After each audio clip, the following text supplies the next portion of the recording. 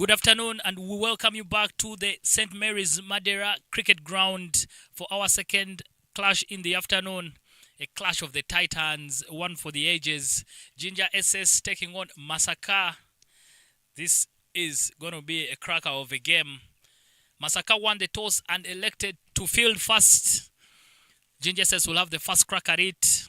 A lot of history between these teams because they even have players who've played for both sides.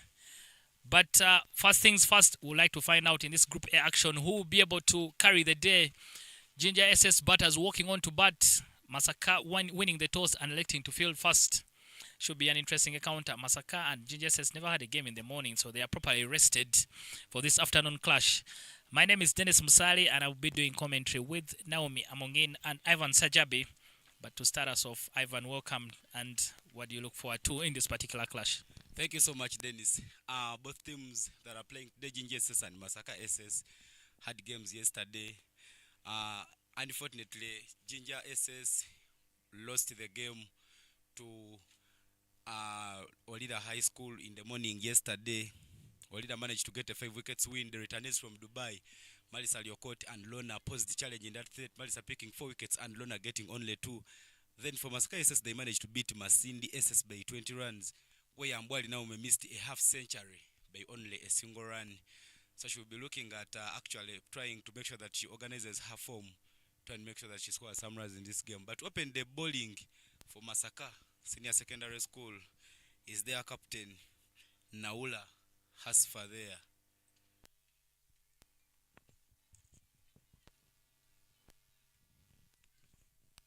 Well, looking at the batters who have worked on to start off things for JINJA SS.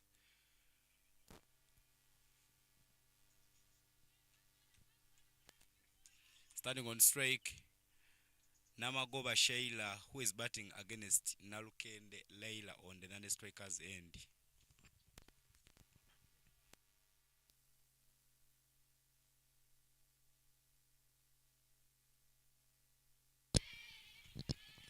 A lot of noise there from the MASAKA fielders. Nalukeng and Namagoba opening the batting for JINJA SS. These two sides really need this victory because they are in a very, very difficult group. And JINJA SS yesterday lost to Olida, so that puts them in a spot of a bother. They need to make sure they win this one to make sure they keep their chances of making the semi-finals are still very high. We should expect some very, very good cricket between these two teams. Both sides made the semi-finals last year. And actually, both of them were on the wrong end of the result for two Sorority sides. But new year, new fortunes for each one of them.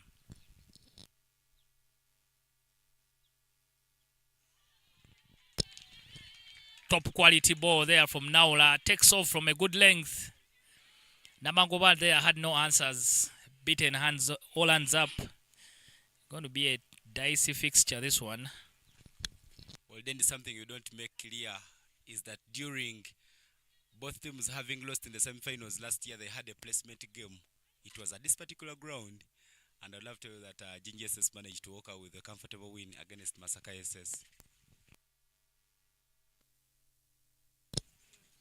Should be nothing given as a no ball, but Ivan, you say comfortable. Last year, there is nothing comfortable about the first 3 balls that Namagoba has faced so far. So clearly, there's been a lot of water under the bridge a year later.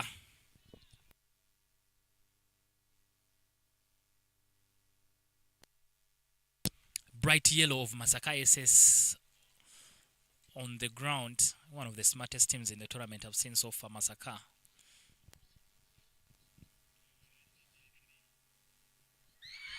Timber. The first wicket down for JINJA SS with no runs on board. Namagoba with no answer. She stands there in bewilderment. But I must tell you that she'll have to walk back to the pavilion. JINJA SS lose their first wicket with no run on board. Now last for they are giving in a very good delivery and giving the much needed breakthrough here for MASAKA Senior Secondary School. Yesterday as they were playing Masindi, she picked only a single wicket during that game. But look at that replay. She came in so fast, pitched that one straight to the stump. The batter was caught going across the line as she did not align herself very well with a straight bat to send that ball or maybe try to block it. And that's how she goes. Very cheap play with no runs on board. A very disappointing start here for Jinja SS. Yeah, Namagoba, the young one, only in senior 2, but I think she's learning in deep waters. She'll have to go without scoring. Now the momentum with MASAKA SS who pick up their first wicket. Tumwebaza, the new batter for JINJA SS. But Namagoba, they are guilty, fit nowhere. And she completely played around the ball, and that's why the ball went through her gate. The momentum so far with MASAKA SS, last year you said they lost comfortably. This does not look very comfortable for JINJA SS, I must tell you. Yeah, but both teams have gone through transition. So many rising stars there in the MASAKA SS team. They'll build the experience of Nakakande Agnes, who was in India for the Street World Cup competitions last year. She even made it to Botswana with to the World Cup qualifiers. So that experience, having players like Mbwali Naume, Mkitekevin, one who left Jinjas and joined MASAKA SS, should be a stronger side to try and compete in this particular encounter.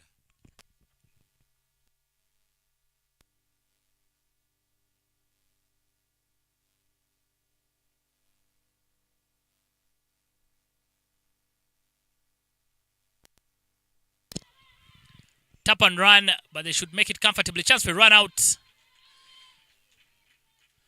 JINJA SS were, MASAKA SS a bit hesitant in the field there, but the run out was on. These are all strong cricket sporting schools. Look at that replay. She placed it very well at point. The fielding was good, but not the best of throws. That ball went up in the air. If she had thrown it maybe at waist level, close to the stumps, it could have made the wicketkeeper Mbwali Naume in a very comfortable position to make sure that she completes that run out. Yeah, a bit of hesitation there from the fielder. If they had, put in the throw first time, they could have had their second wicket, MASAKA SS. But from where we are, we can hear this MASAKA fielder saying to Bereko. That only means one thing, like let's stay on top of the game.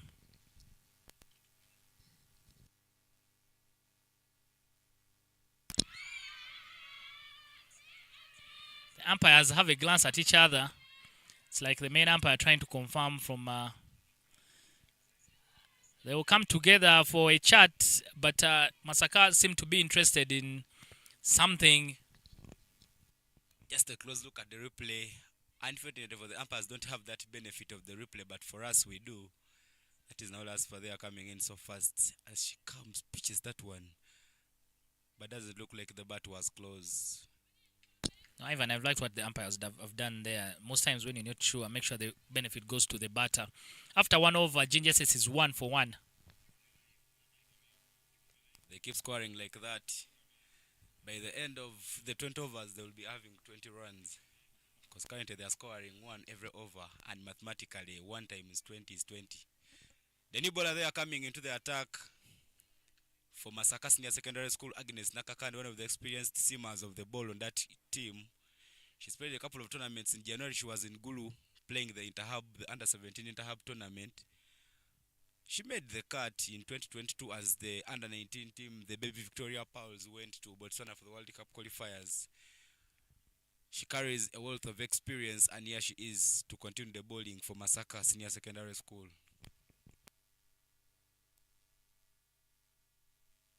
Interestingly, Nakakande Agnes is called Miriki by her teammates. We'll need to do some research and find out why.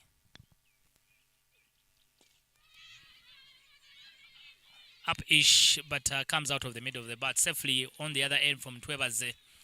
Finally, some hand claps from the dugout. The JINJA SS dugout been very, very quiet. 1 for 1, Nakakande Agnes. Such a top quality player. Played for the Uganda Under-19s. And was also part of the street team that went to India. And actually won the trophy.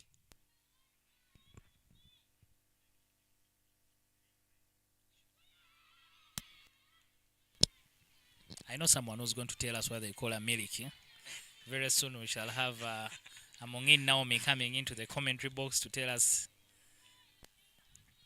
why Nakakande is called Miliki. Nakakanda and Amongin Naume were teammates in 2022 for the Baby Victoria Pals. They must have had a lot of conversations. Naume, why is Nakakande called Milik?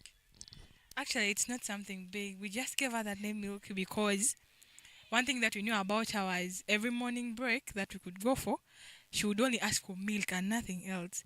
By the time she sees you with something that has milk in, like yogurt, she really beats for that, and that's what brought the name Milky. So we had to give her that name, and she loved the name. So I think that's what most of her teammates call her, even me as well. So it's a comfortable name for her. She's okay with it. Milik there giving some milk deliveries. The batters just can't see the ball.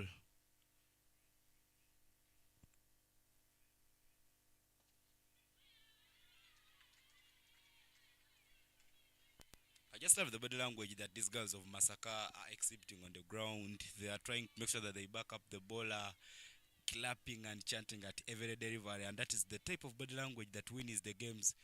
Because every time you keep active, even the fielding looks good for you.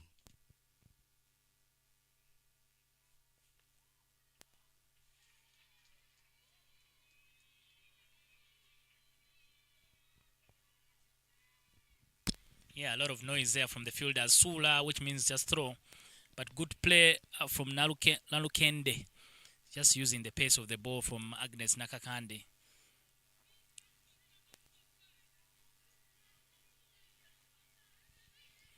Players like Nakakande come into this tournament with a big reputation, big things expected of you. So sometimes even the other players are trying to make a name for themselves against you.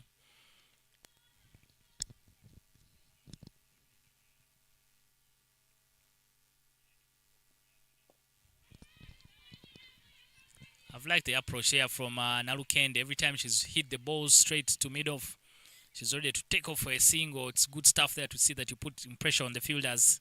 5 for 1 after 2 overs, JINJA SS. With 2 overs bowled here at Madera ground in the heart of Soroti, no extras been given out yet. It just remains that the team of Masaka Senior Secondary School is coached by the head coach for the under 19, the Baby Victoria Pals. They're just putting everything on the money, trying to make sure that everything makes to count from the bat. But ladies and gentlemen, Naula Asfa is back into the attack for Masaka Senior Secondary School from the flying school end.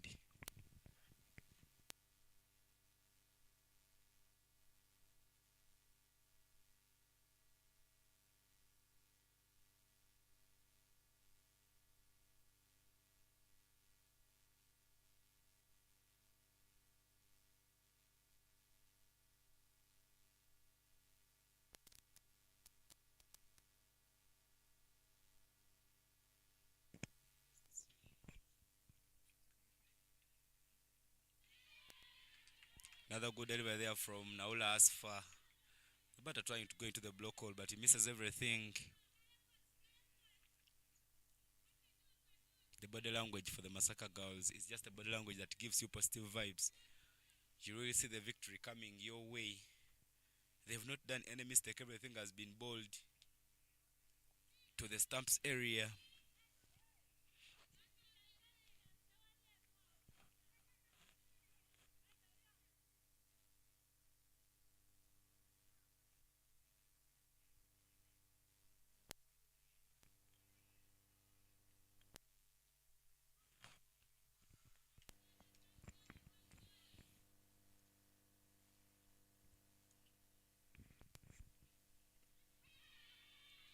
Into the block hole.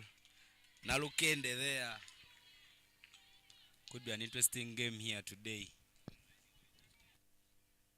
One of the big fixtures we have in this particular tournament.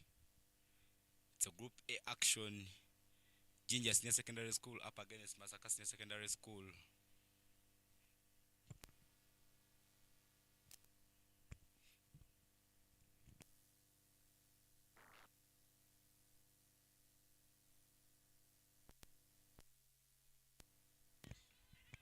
Three dots there from the captain for MASAKA Senior Secondary School.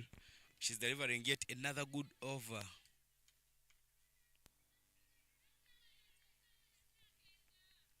Making sure that she puts that ball for the batter to play.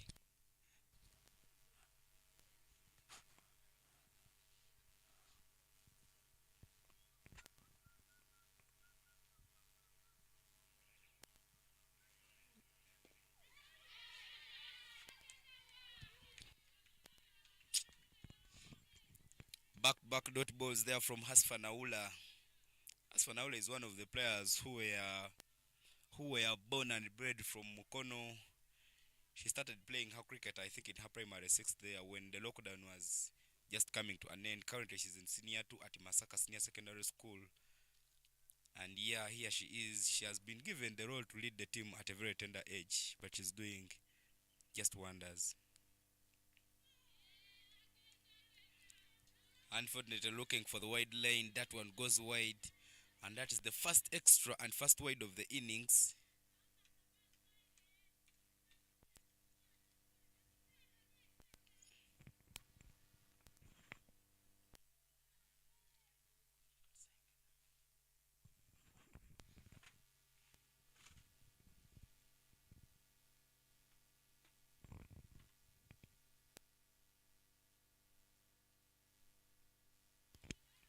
Very good efforts there from Naulas for making sure that she fields her ball. Always as a bowler, you should always be your first fielder. Naulas for just puts her body there on the wicket to try and make sure that that ball doesn't go. Because there are no fielders straight. So if that ball had gone past her, maybe it could have counted a boundary for JINJA SS. But I think that ball would have gone for 4 runs because that was a full delivery. But unfortunately, Nalukenda failed to utilize it. Because if she had utilized it, I think it would have given them at least a boundary in this inning. That marks the end of the third over. 6-1 is the current score. A very slow start there from JINJA SS. 6-1 means they are scoring 2 per over, and mathematically that is 40 at the end of the 20th over. I wouldn't say that it's what will happen, but mathematically it's what is happening. Agnes Nyakakande yet back into the attack for MASAKA Senior Secondary School from the primary school end. Look at that replay there. Naulas for coming in so fast. The batter couldn't get into the line of the ball, and she managed to get the much needed breakthrough here for JINJA Senior Secondary School. I beg your pardon, for MASAKA Senior Secondary School. Still in Toroti, there's so many match games to follow. Kilembe Secondary School is versing Sacred Hearts Secondary School. And Kilembe won the toss and opted to bat first, where they have 1 for no loss in 0.1 over. The match has just started, so let's wait and watch which team is going to merge out the winner in this game.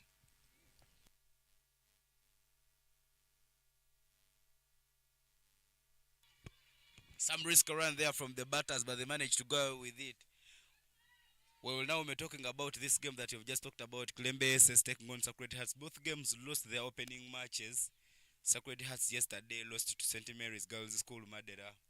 And today Kilembe SS lost a game here in the morning as they were taking on Light SS. Could be an interesting encounter because both teams are looking at getting back to winning ways. Just looking for the first win in this tournament. Sacred Hearts playing the tournament for their first time.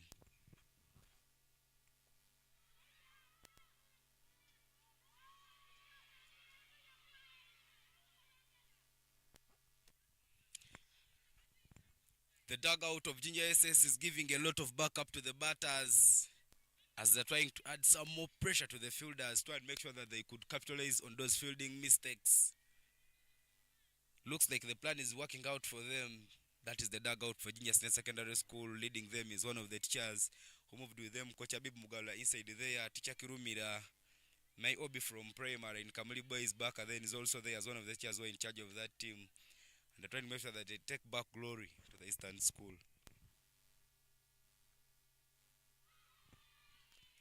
That was close to hitting off stump, but that ball just went past the 4th stump. Well, now may you see that delivery, one of those simmers of the ball. How do you feel after delivering such a ball to the batter and you feel that, and you see that they can't really play you? Being a fellow steamer, I think by the time I deliver such a ball, I even feel the pride like I am on top of the batter. I go back while doing that. I am still on top. By the time I come back to deliver the other ball, it's much more better than the one I even delivered before.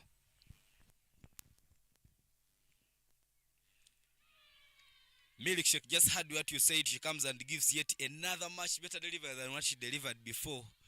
And she kept dotting there for Masaka Senior Secondary School. Look at that delivery. The batter tried to swing at that one. Unfortunately, the movement of her feet couldn't help her get so close to that ball. That's yet another dot ball from Milkshake. Milk has not done so bad. 1.4. She so far considered just 7 runs. Very, very good here for Masaka Senior Secondary School.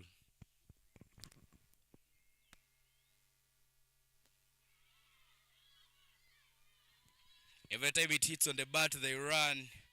They manage to get another run.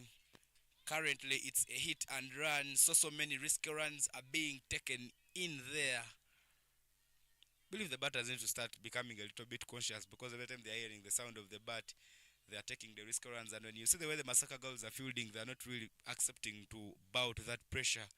They're managing to get those balls up and send them as quickly as they can. So JINJA says risk losing a wicket by run out here.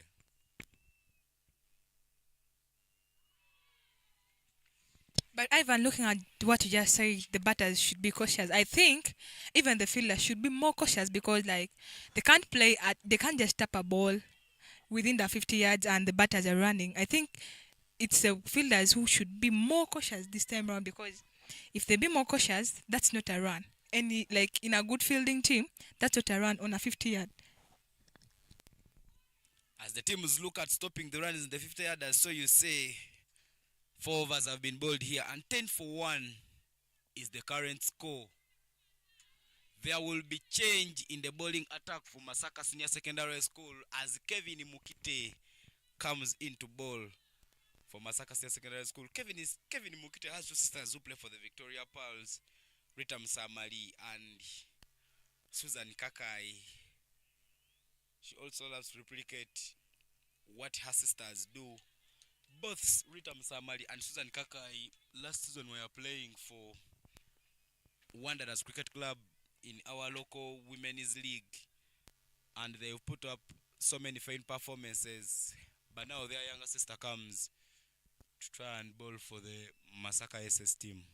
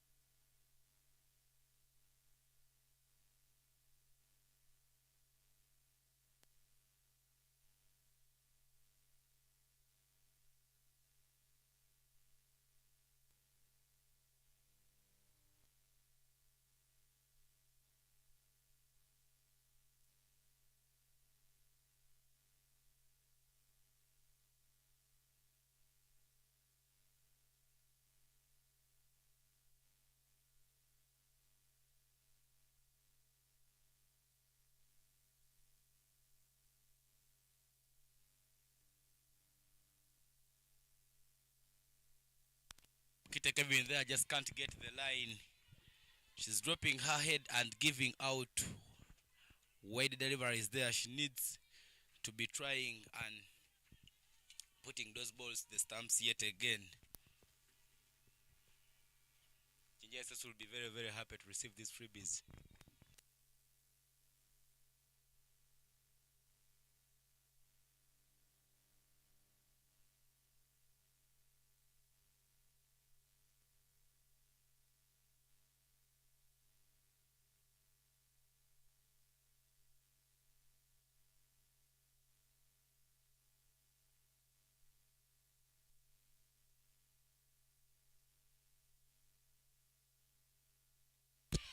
Ivan, it looks like Kevin has come into the attack, and her coming in is just bringing so many extras now for Masaka. And yet the captain Anaka Kande started it so well for Masaka. Yeah, but well, when you see the way Kevin is delivering those weights, he's trying to look for the offside, and they just can't get that ball to the lines. But you see her teammates are there giving her some backup.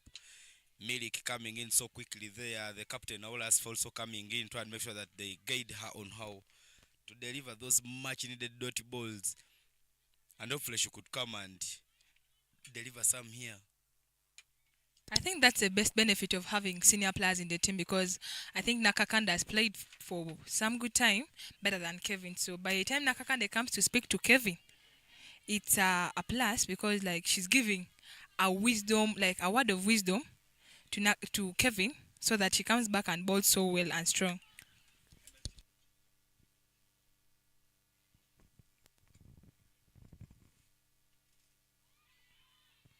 Mokite Kevin this time comes and successfully gets the wide line.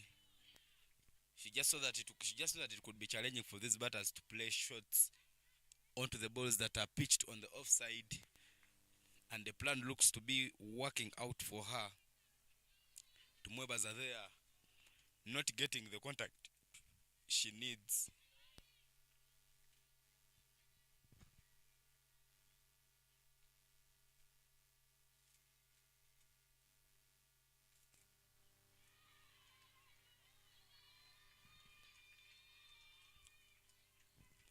There is a no ball call there from the umpire. Looks like Mokite's foot went past the line. Looked like she couldn't manage her foot near that popping crease line. Tumwebaza, who has been struggling to play the balls on the offside, will now have a chance to release up her arms as a free hit comes.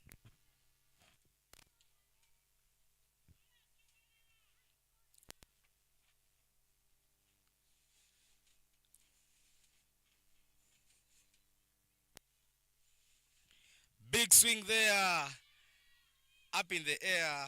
Some good pickup there from the captain for Masaka Senior Secondary School, Hasfa Naula, limiting them to only one run. Tumwebas are there showing intent and managing to get off the strike, because the good balls that Mokita has delivered were posing some challenge to her. Let's see what Narukande can do for those balls from Mokita that are pitching on the offside.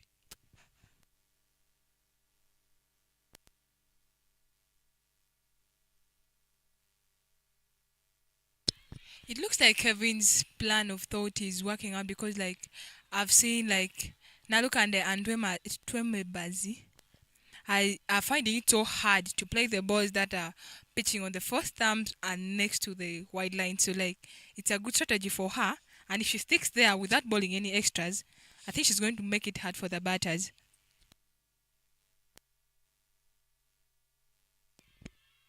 Some big appeal there from the Masaka players, but the umpire not showing any interest.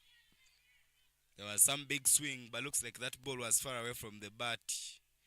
Nalukende and Tumwebas are the batters in there for JINJA Senior Secondary School.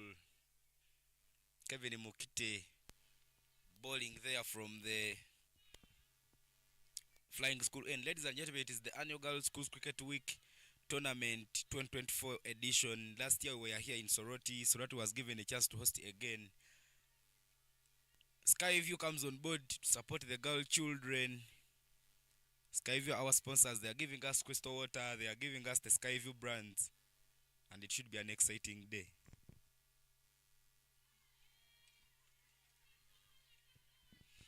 Another big swing and a miss. Now, when you see the way Mokita is delivering those balls on the offside, looks like that's the art she mastered, trying and make sure that she puts everything on the offside. Because when these players are being coached at this level, most of the players are coached the drive shot, but not so many players are coached how to cut that ball, so they would lack the precision and they would not know what to do when those such balls come. Ivan, you're so true about that, because like if it is application, if you look at ladies cricket, if you give a lady Looking at Nalukande, the way she reacted on that replay, she wanted to really walk down the track and get that ball before it pitches, but I think it didn't really get it on that good notch to play it where she wanted it to go. And back to the point that you're talking about, in ladies cricket, commonly, cricketers who are ladies usually play the balls that are on the body so well rather than playing the balls that are on the off. So, like, by the time Mukite comes to ball on the off side, that means she has a very good strategy. Forgetting about the wides and the extras that she gave, she really bowled. Actually, her over was one of the most challenging overs for the batters of Jinja says. And I think that's a good strategy for her, only that she needs only to reduce on the wides. She considered 5 with only 1 off the bat, the rest being wides.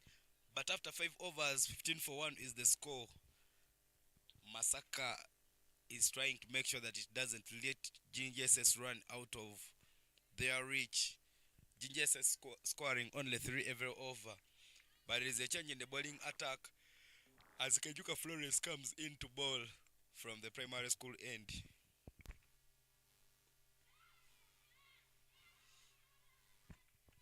Some 50-50 chance there for a catch. Mokite Kevin not in position to complete that one as the ball does not carry. Ivan, if you look at the way these batters are batting, I think if they keep on batting in that rushy way that they are doing it, like I bet one of them is going to run themselves out, because if you keep on being rushy, you'll get a run that won't benefit you and you'll get one of you run out in any game. Well, indeed, the batters need to be a little more conscious in all their actions because they may turn out to be costly for them.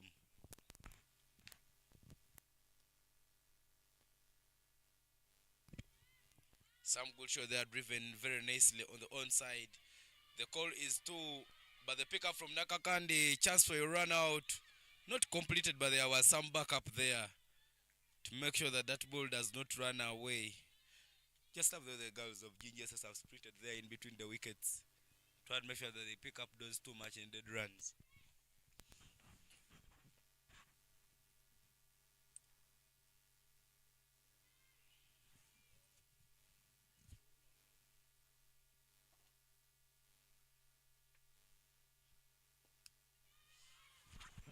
Chance for a catch there. She just aligns her body below that one and she completes a very beautiful catch. Disappointing it there for Tumwebaza as she gives out her wicket.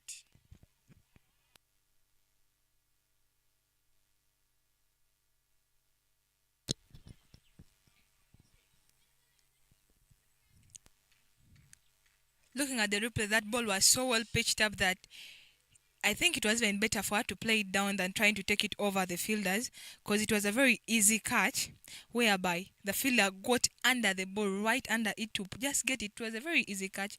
That's one thing that cricketers call a baby catch for any fielder that is a serious fielder. And that brings 2 wickets on the table for MASAKA aces. With a baby catch beautifully completed there. The coach for JINJA Senior Secondary School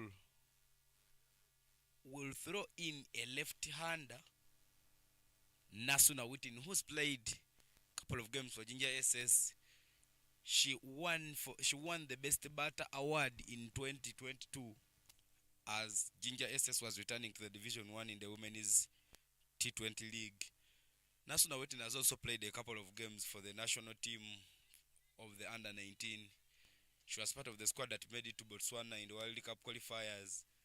And now here she is to make sure that she gets some runs for JINJA SS. She bats left. Let's see what she can do.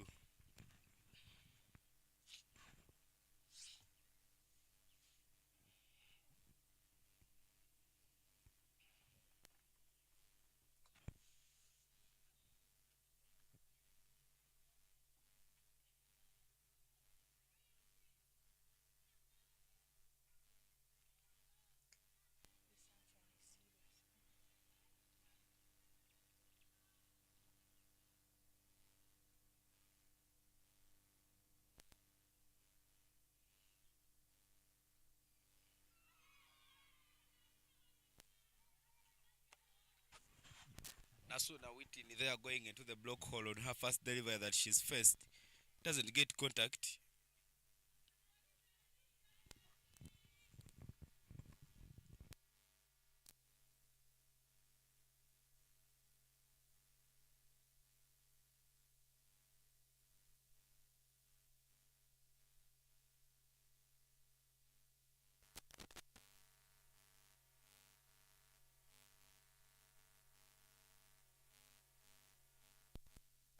Ninas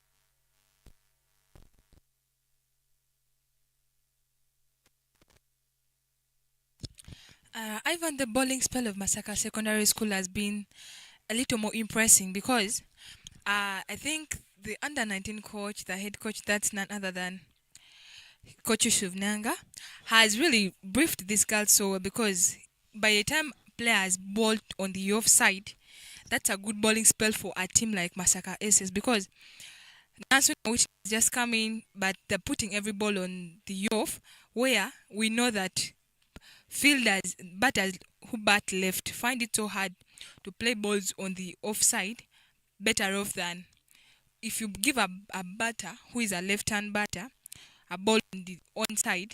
Trust me, you might get smashed down to the boundary.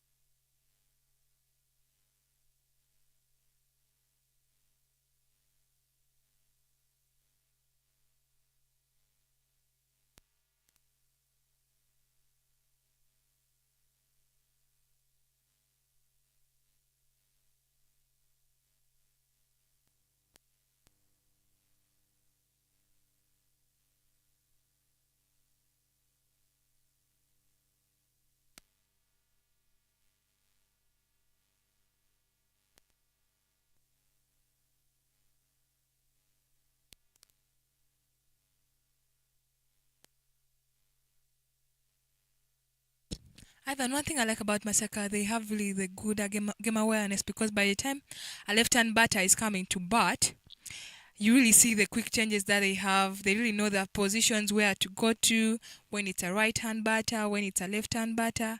I think that's quite impressive.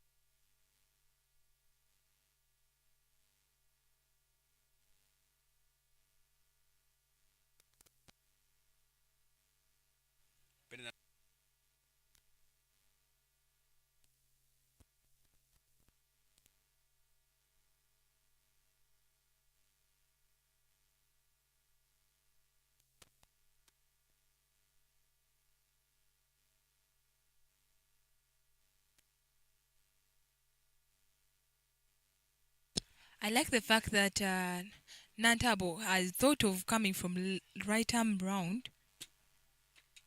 I thought of coming from left arm over because she's bowling to a fellow left-hander.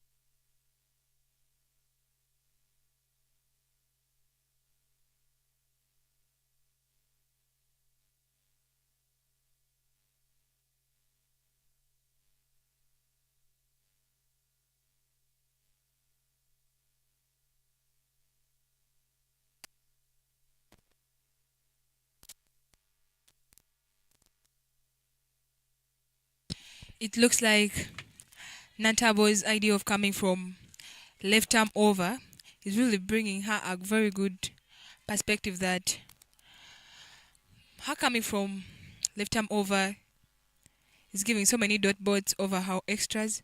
It's making her get through it.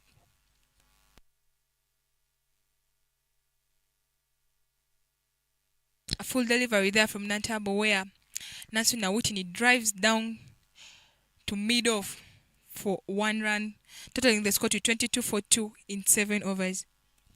7 overs have been bowled here at Madeira and more 13 overs yet to come before we could complete this innings.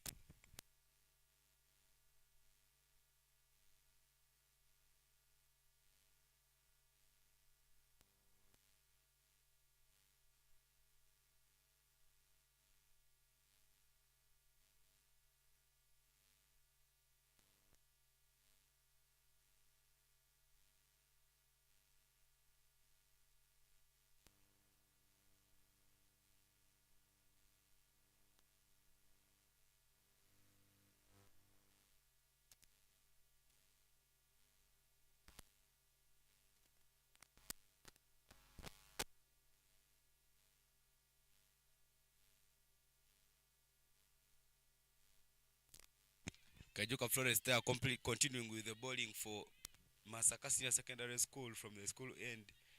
Her first over went for only 3 runs and she managed to pick a wicket. And she is back here to try and make sure that she gives yet her second over.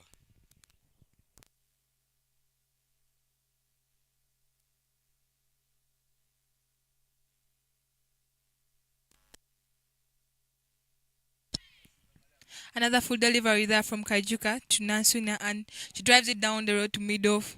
That concedes her only 1 run off Milky, where Milky picked up the ball so well and threw it back to the bowler.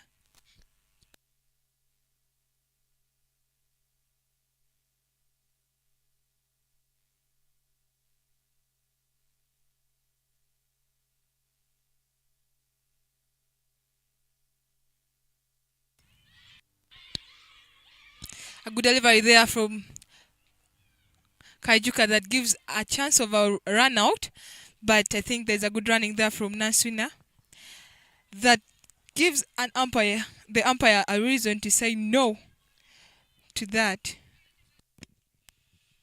The JINJA batters should try to be a little more cautious because they don't need many of these risky runs. If they keep running like this, they will lose a wicket not so far long from now. Kajuka Florence hasn't done so bad. That girl Kajuka Florence, she comes from a district called Kayunga. I really hope Naomi have been in Kayunga. Me have only been in Soroti and Kampala, maybe in JINJA. But that place. Should get some time and you visit the country. Kajuka Florence comes from Kayunga, a place called Dibale. That's the same place where the stars of national team Simon Sesazi, Henry Senyondo, and Sempija come from.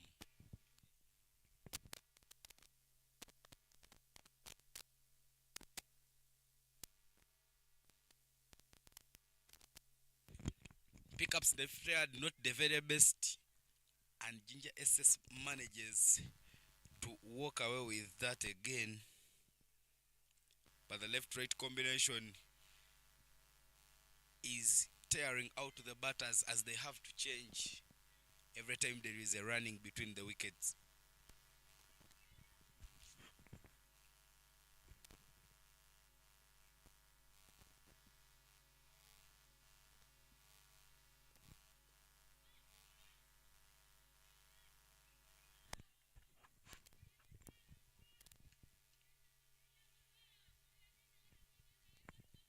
Fielders are trying to keep themselves very, very active there as they don't allow to go silent.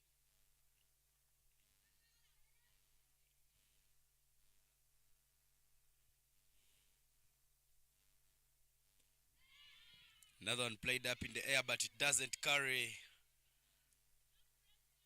But there is some quick running there between Narukenda and Nasuna for JINJA Senior Secondary School. Well, that puts the end to the 8th over. 26 for 2 is the score. I have realized the MASAKA SS, the JINJA SS batters are trying so very hard to use their feet to get the runs for their team and to get the scoreboard ticking. But unfortunately, I think things are not working out the way they want it, so they have to try out hit and run so that at least you get one per one so that you fill the basket at least slowly but sure. The schools from MASAKA, after going unbeaten yesterday, even today they kept unbeaten in the morning games. That is the ball which didn't. Oh, that is the wicket. That is Tumwebaza's wicket, as you have seen there in your replay. Well, the schools from MASAKA managed to get a win. Walida High School in the morning made a statement that they are very, very big contenders in this tournament as they scored 205 runs against good half centuries there from the returnees from Dubai. Marisa Yokot and Lona Anyait both got half centuries in that game. But in response, Light SS also won their morning game as Madara also beat Ndeje Senior Secondary School. Ndeje not having the very best of tournaments. Yes, they lost 2 games, then they lost their morning game. Not a good start.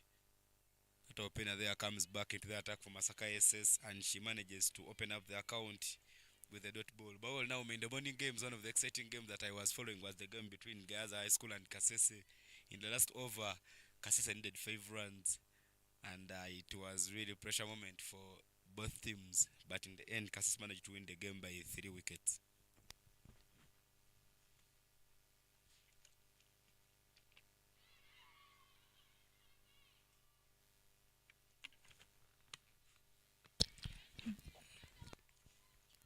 Running and more running between the wickets.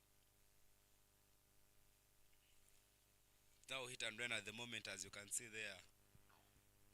The batters are running every time the ball hits the pads. But well, now just here at the oval, when you look down in the ground, Professor Olida, the owner of Olida High School, has come around because he knows the other semi-finalists will be taking on Olida in the other group is likely to come from this fixture. Chairman Felix Musan also around the ground to make sure that he gets first-hand action. Doesn't want to watch it from the TV. I think it's a better perspective for the Professor Olila to be here to watch these games because I think he also has that intense pressure because for the past 5 to 7 years, Lighters has never beaten Olila in any history. But for the first time in history, Lighters has beat Olila in the qualifier. So like it gives immense pressure to our owner of our school to know what happened and why. So like I think his hopes are high by the time Olila scores 205 of a team, and by the time Lon and Malisa come back from Dubai and join the team, I think he has his hopes high that the trophy can still be back to Olila this year.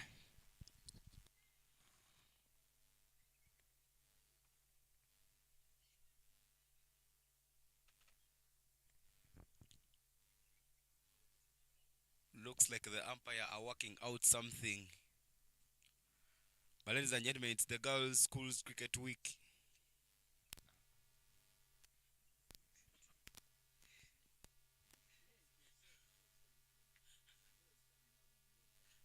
Looks like the umpire and the ground staff But that is the current scorecard there. Namogova Sheila left so quickly with no runs on board after facing 4 deliveries. Nalukende Leila faced 25 deliveries and managed to score 80 runs. Tumwebaza Mary there currently batting with Nasuna Wittin. Tumwebaza has 7 of 13, while Nasuna Wittin has 3 of 10.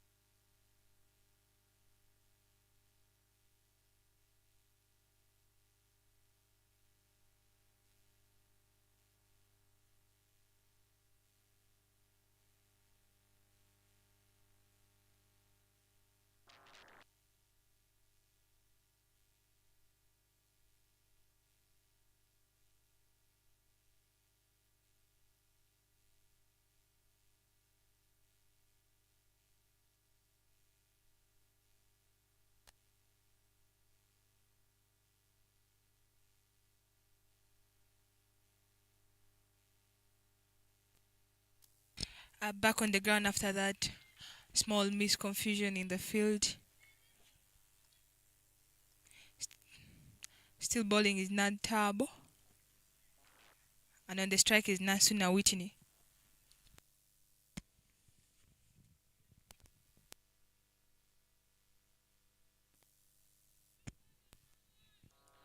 Yeah, Nantabo struggling with the lefty. But Masaka SS have put the squeeze on Jinja SS 27 for 2 after 8.2 overs. Nasuna Whitney, a former teammate of yours, Naomi. What should we expect from her? She needs to dig her team out of the hole.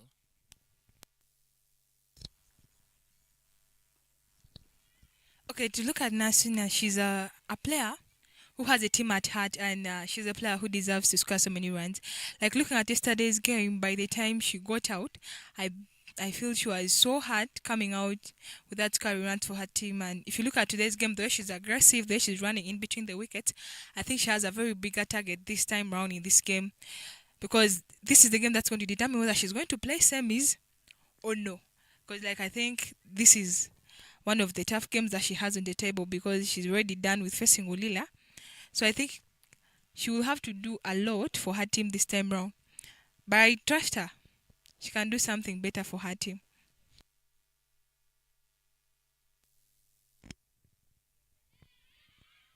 Yes or no call. Run out. A wicket out of nothing again. Poor running between the wickets from Nalukende and Nasuna. Nalukende paying the price. Taken out of her misery. 8 from 25 balls. That was a miss call from the two batters, but on Nalukende's return to the crease, I think she forgot to hold her bat because she left her bat to slide off her hand, and by the time the bat slides off your hand, that is automatically a run out.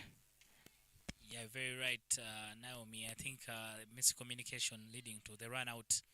The challenge for her there, she had enough time to go back, but once she lost the bat, she was in big trouble. Jinja says now 3 wickets down for only 29 runs. Masaka ensuring that they keep the chokehold very tight on the batting for Jinja SS. If they're able to get them out for a very small total, then they will be in business.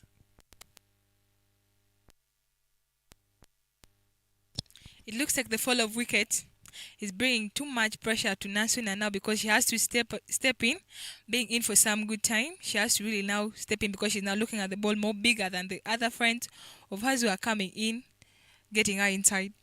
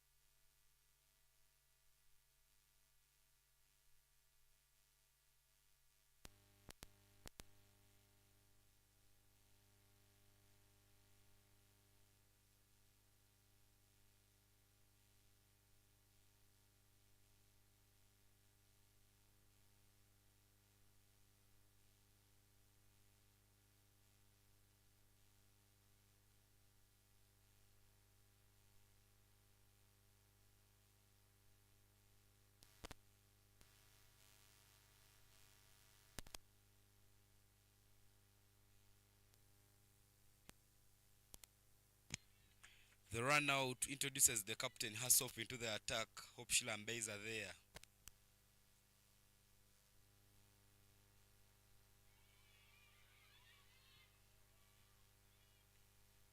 I think the strategies have not changed even with the introduction of Hope Shilambeza.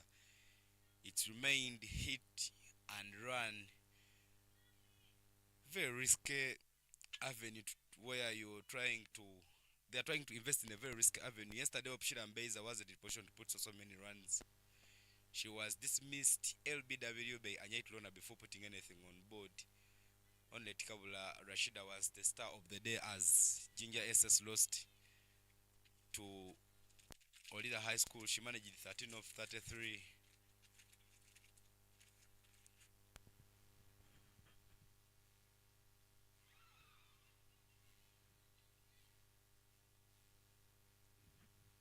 Sumptuous there for a catch, but the wicketkeeper doesn't manage to collect that. And that marks the end of the 9th over. 31 for a loss of 3 is the score. Ivan, if we are to anticipate this game, I think this partnership needs to really stick inside there for Jinja Says to score a defendable score. Because looking at the way MASAKA played yesterday, they had above 100 runs, and if they score below 60, I think it will be an easy chase for MASAKA since they scored yesterday more than 100 runs. So I think this partnership needs to stick in there for Jinja Says to have a better score. The lineup of MASAKA boasts some players who can help you in the chase. Looking at the captain Asfan Aula, during the Interhab tournament in Gulu, she scored a half century. Mbwali now also one of the experienced players who scored a half century in January. Yesterday she just missed it by 1. But the bowler there to continue the bowling for MASAKA is Kaijuka Flores.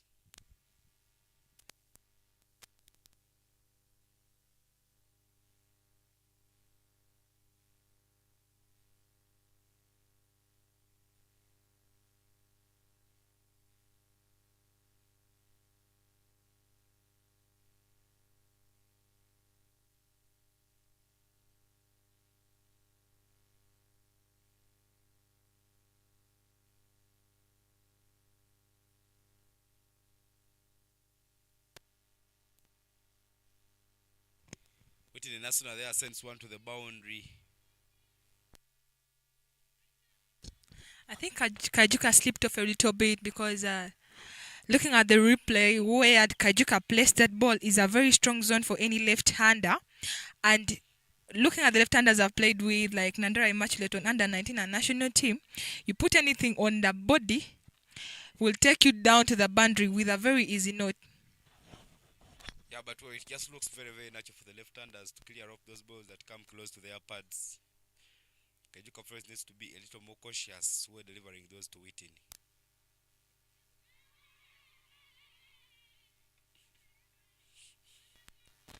Looking at this match, I think Whitney has the quick legs in the team more than any other player because every time she taps the ball into the bat, she thinks of running. And I think, anyways, that is better for her team because at least it's getting the singles that keep adding the score. Though they still need to hike their strike rate to get the runs on board.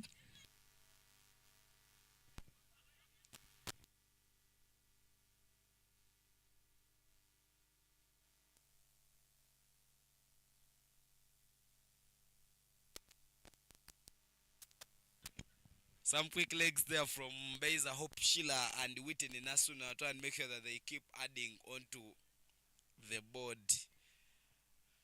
They're trying to make sure that they get a run off every delivery. They don't want to give out so many dots. We're just into the last over in the first half of the innings.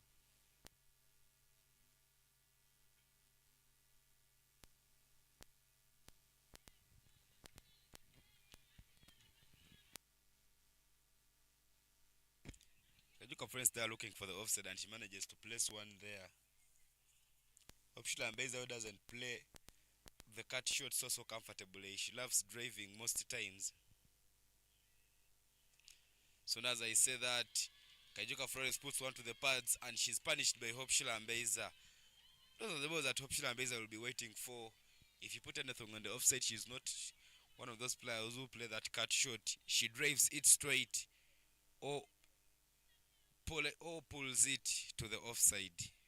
I beg your pardon, to the onside.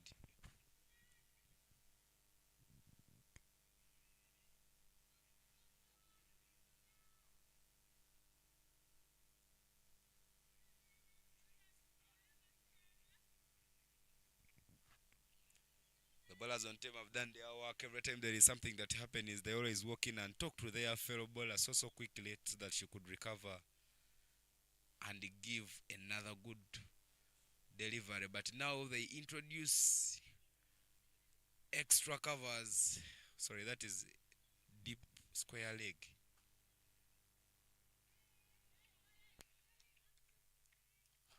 That marks the end of the 10th over. 40 for 3 is the current score.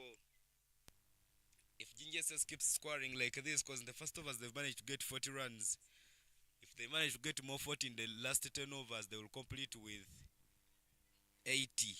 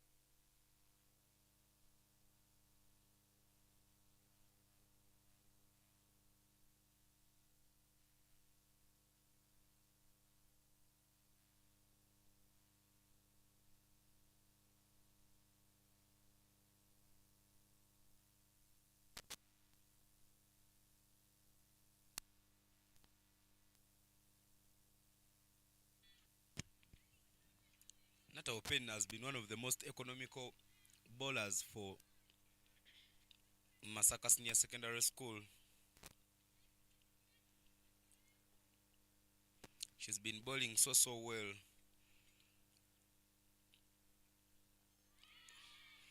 Swing and a miss there from Hope Sheila. She doesn't make. Sorry, that is Nasuna Witten. She doesn't make her bat get to that delivery.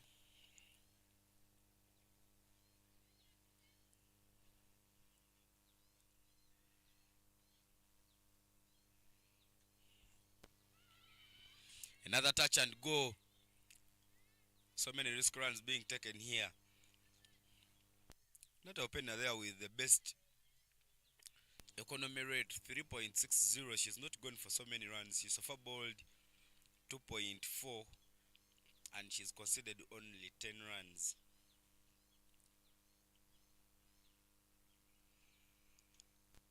But well, from the other ground of Sorot Cricket Ground in the city, Kilembe, where Kilembe won the toss and elected to bat first against Sacred Hearts Kulu. Kilembe is 38 for 4 after 12.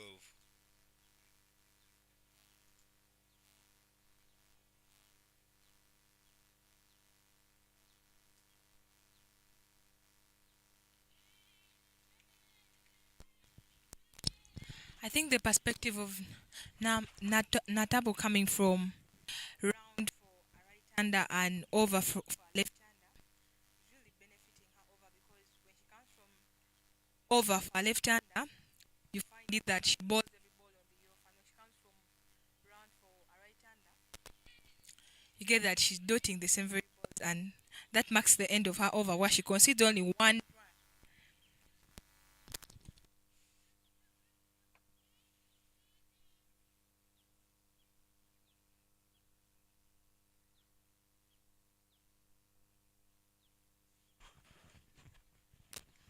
That marks the end of the 11th over. 41 for 3 is the current score here at Madera Ground, the Girls Schools Cricket Week tournament. Tournament that happens every year since 2001, with the exception of just a few years where there were some circumstances, taking COVID as one of them, where we missed to hold this tournament. The record champions of this particular tournament, 9 times JINJA SS are up against MASAKA Senior Secondary School. JINJA SS is from the Nero region, MASAKA is from the southwest region. Both schools came in as champions. Should be an exciting encounter as Kejuka Florence comes back into the attack for MASAKA SS.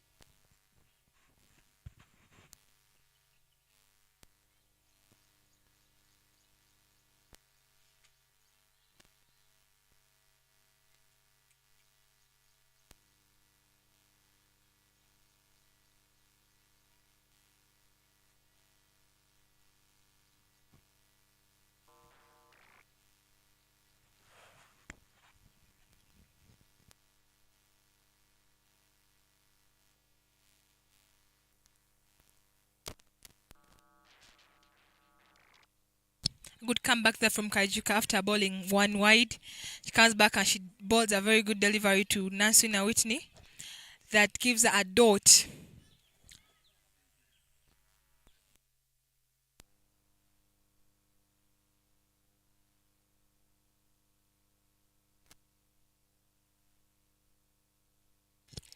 Kajuka loses track again and bowls another wide. I think the consistency in bowling to a left-hander is kind of a challenge for the bowlers than bowling to a right-hander, because usually when they're bowling to a right-hander, even for a whole over, but when they're bowling to a left-hander, there's a little bit of less consistency in that bowling.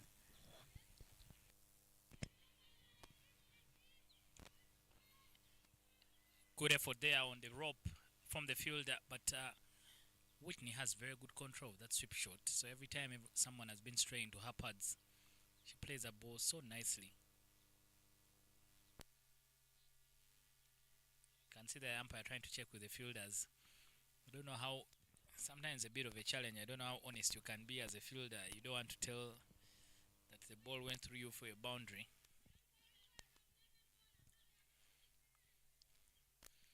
Okay, to talk about to herself and be like, I cannot say it's a boundary because it's going to cost my team. So like I have to decide that Spirit of the game now, spirit of the game.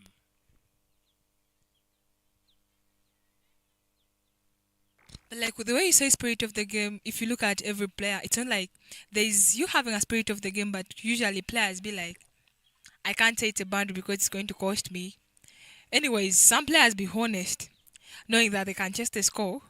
But like some players, let me say I'm in a team that maybe can't chase the score. I'll just decide to say Chance for a catch, hit straight to the fielder, but she's unable to take the chance. Catches win you games, and MASAKA might be guilty of putting down opportunities.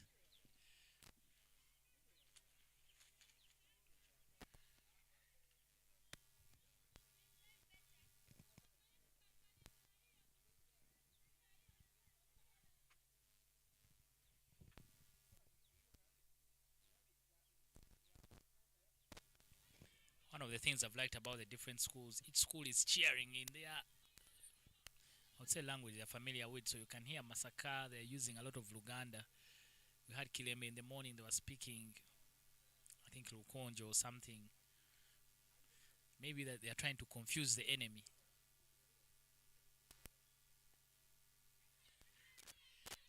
Agriculture, a little bit from Hoppenbeza, but they get a single. What would happen if Light is playing Olira? he's playing Ulila. Like you mean the finals or like How would you confuse each other since you come from the same region in actually terms of language?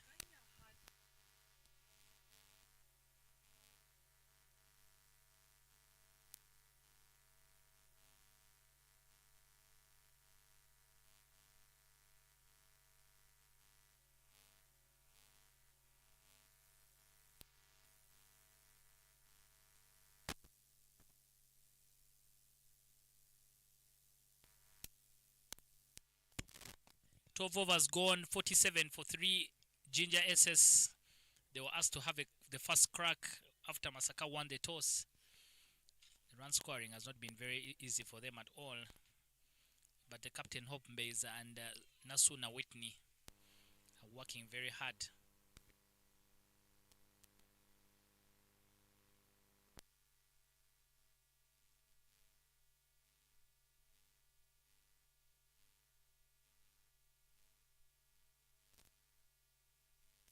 Yeah, tap and run, but Whitney Nasuna very, very quick between the wickets.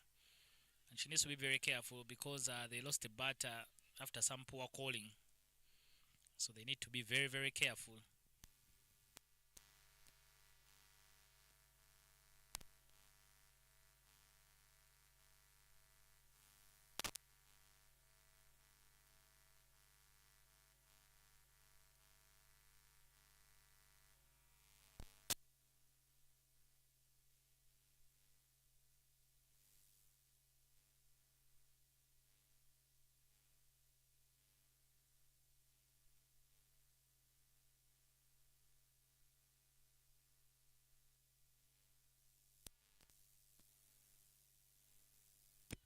Bit of fumble in the deep, but they will just get a single.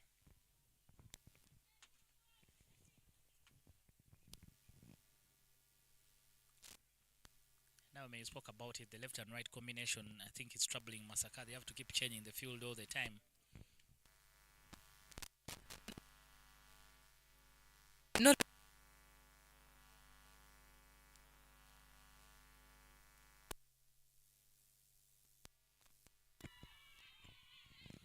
Hope is deceived by the flight, steps out, but unfortunately misses the ball. Jinja says lose their fourth wicket. They're now 49 for 3. Jubilation time for Masaka SS.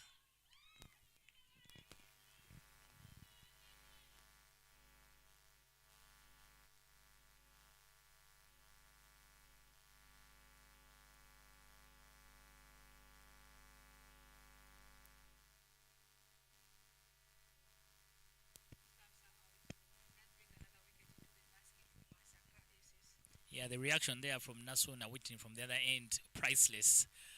Jinja says losing their captain Hope Mbeza, but dragged out of her crease by that flight from Natabo. And unfortunately, very good work there behind the stumps from the keeper. Quick to wipe off the bails. Now they have to start all over again. The new batter, Mary, joins Whitney.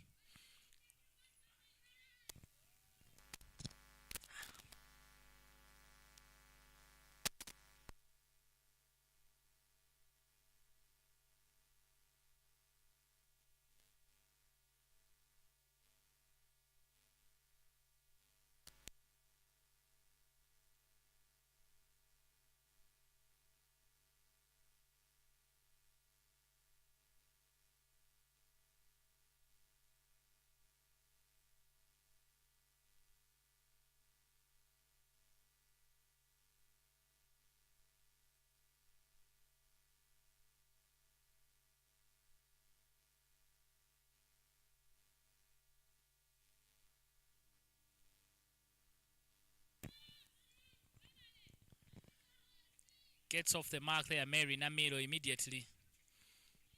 Not very comfortably, but they will negotiate the single. The 50 runs come up for Masaka. 50 for 4.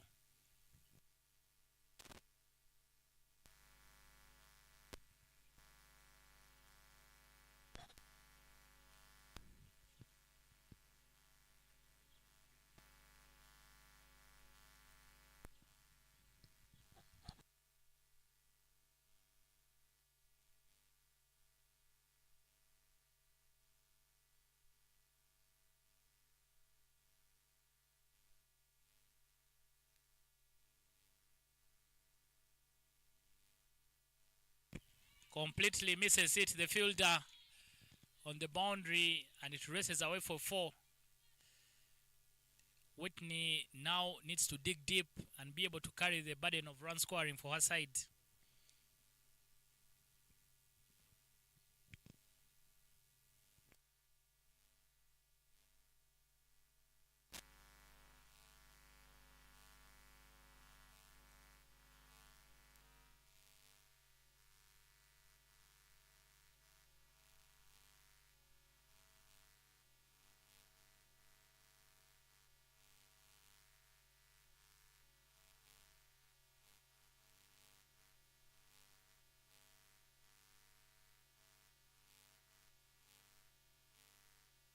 kind of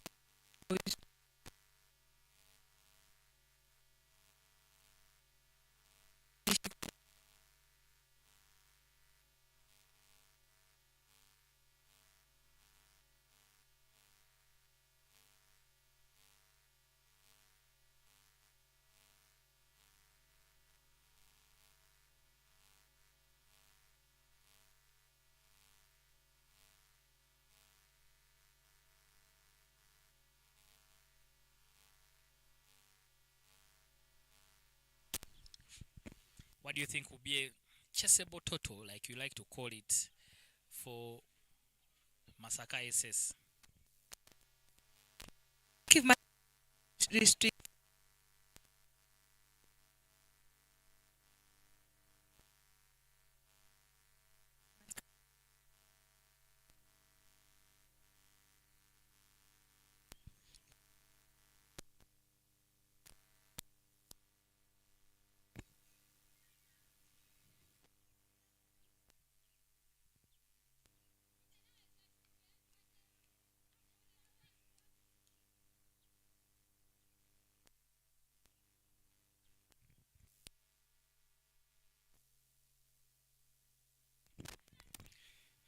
Mukite Kevin having gone for 5 in the first overshot in the first over she bowled.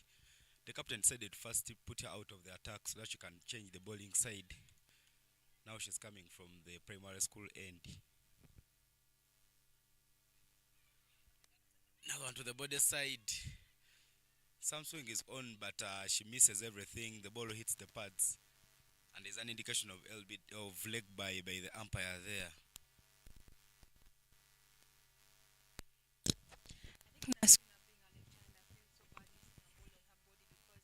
a left-hander feels so bad missing a ball on her body because it's one of her strongest zones, and that ball was supposed to be punished to the boundary.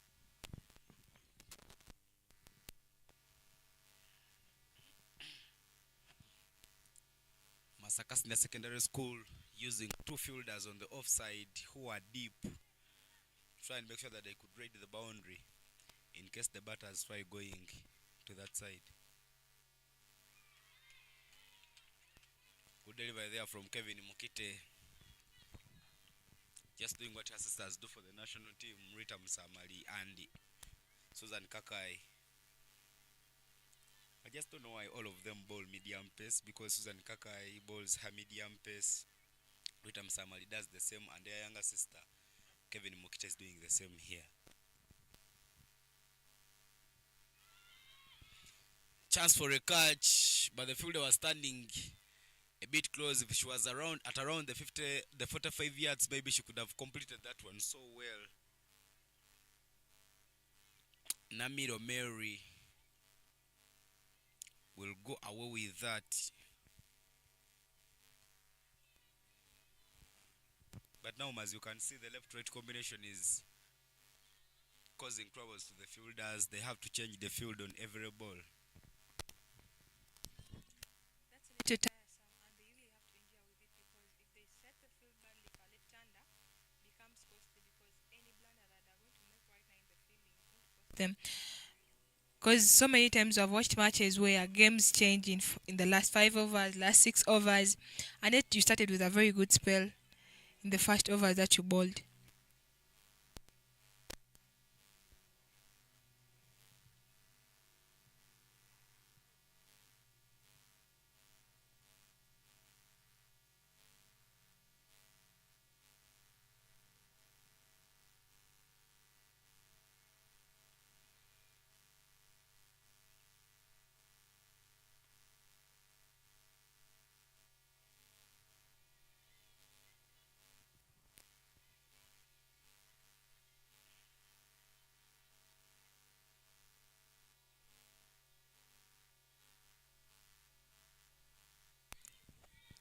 That's how I know that Mokite balls following her no ball, and the umpire indicates a free hit still on that Nasuna Witney has to think of utilizing.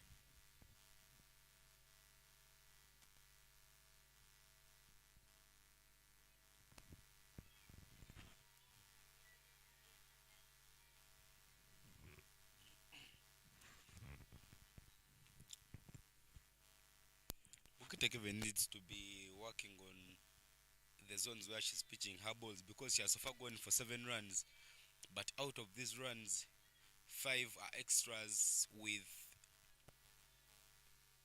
2 wides and 3 no balls. So she needs to start bowling pretty well, try and make sure that she doesn't make it so hard for her team to chase.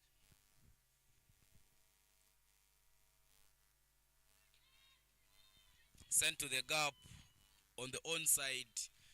Nasuna Whitney manages to get that corner area to get a boundary off that free hit. Good alignment of the body behind that ball. She played a very nice proper cricket shot to get some runs for JINJA State Secondary School and push them away from the 60 runs mark in the 14th over running. Nasuna Whitney there becoming so comfortable. She tries to play the same thing, and this time she doesn't move her feet.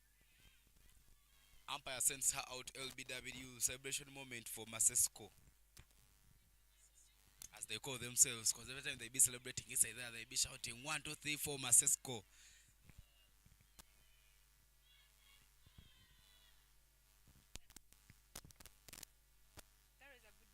From Mokete straight to middle stump, but I think Sina crumbs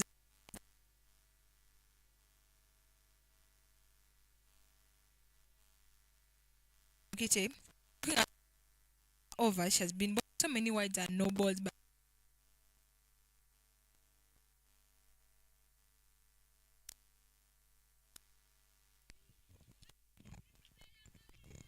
With the departure of the left-hander Whitney Nasuna, a right-hander will come in to continue the batting for JINJA Senior Secondary School. Erix Eroda is the new batter who's just walked in here to try and make sure that she gets some runs. 64 for 5 is the current score. The scorecards don't look so good.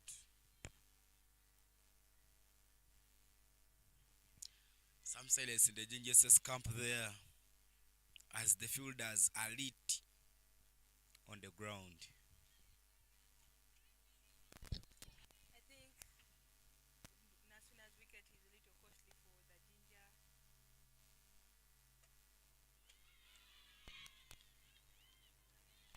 for the Ginger Says team, because like trying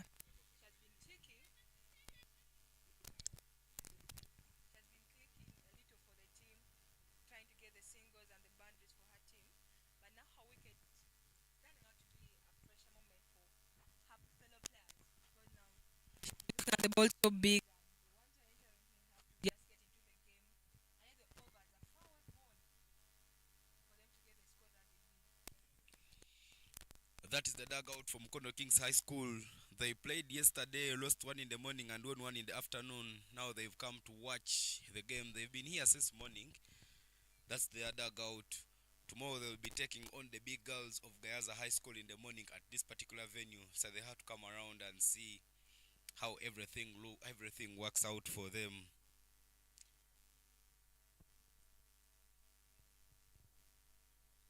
With only 6 runs remaining to complete this innings, 64 for 5 is the current score. Rhoda Erics, the new batter, has just walked in with 0 off 1, and Mary Namiro has 2 off 3. This is the partnership which needs to rebuild back at the game, try and make sure that they get some more runs.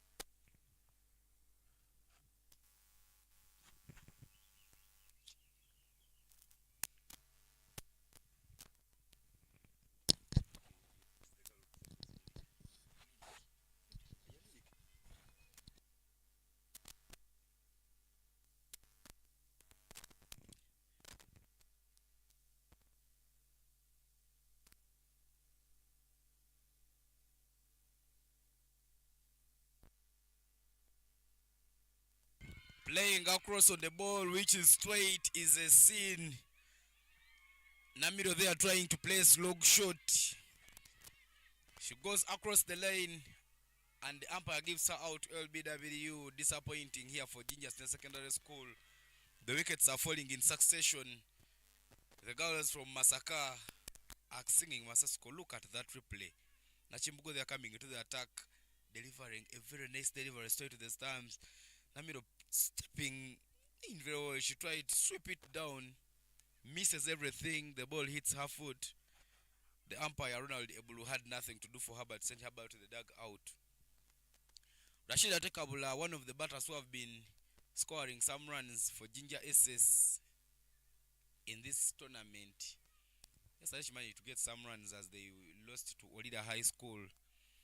Now here she is to come and continue with the batting for Jinja Senior Secondary School.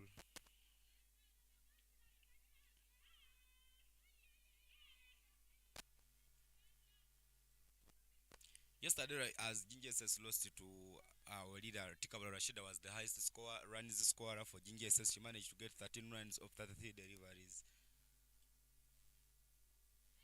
She starts it with a beautiful block. Some ball there from Nachimugwe. Nachimugwe puts that one to try and tempt Rashida, but Rashida doesn't fall into the trap. I think by the time 2 wickets fall off in a row, and you're the next batter to come in, that pressure that comes that is a little intense when you just enter in. But I think she has to just first calm down and create a partnership with the Ronda so that they can push the score a little.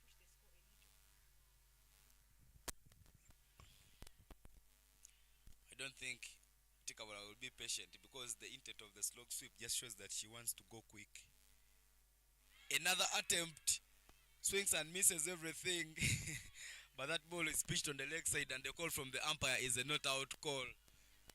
If that was a little bit straight, by now Kawashida could be walking back. But when you see when Nachimbugo is releasing her ball, she's releasing it so slowly, in that you need to use a lot of energy and timing to get runs off it.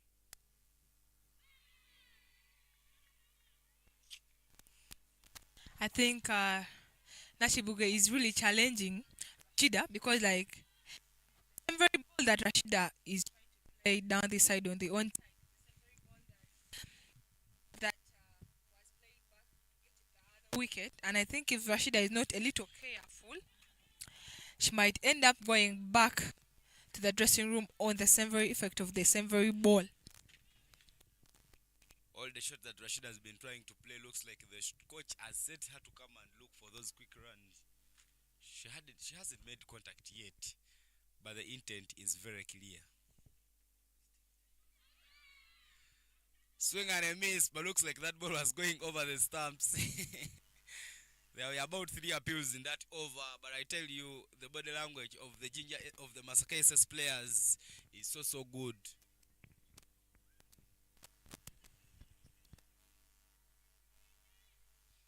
That's a replay of the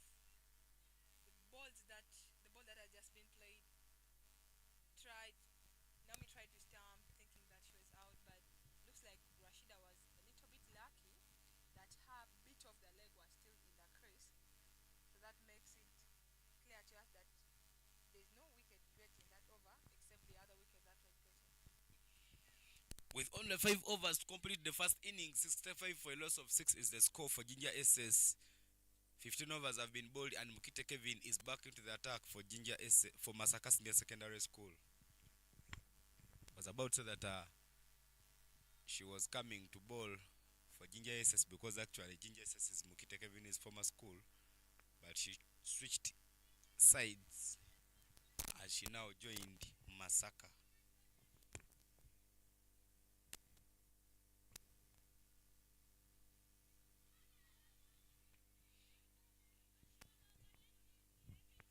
But Ivan, like you just say that Mokite Thomas School was Ginger says, like usually based in Ginger and Kampala, knowing that you know so many players in that side, do you really know any reason that she left Ginger says to go to Masaka? Or it's because of academic reasons? Because I know Ginger says is one of the good schools with cricket as well as Masaka.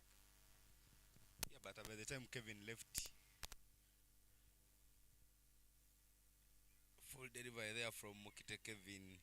There is contact. That ball races down to deep mid wicket, but they will only take 1 run. Yeah, well, now as I was telling you, by the time Mokite Kevin left to join MASAKA SS, there was a big pool of players, and the competition was actually very very tight around it. It wasn't so easy for you to get a number in the junior SSA, so she thought maybe she could get chance of playing in Masaka, something which has worked for her because both coaches are experienced coaches. Abib Mugala there, Jinja SS, a good shot there to the point area. The fielding is good, but she doesn't notice that the fielder was on the bowler's end was out of her crease. If her hunting was completed, that would have been a wicket for Masaka. Yeah, well, I was telling you that both teams are coached by experienced coaches. Habib Mugala at the helm of Jinja SS, with this of Nanga at the helm of Masaka SS. So I believe anywhere you are, you would get the same quality of cricket.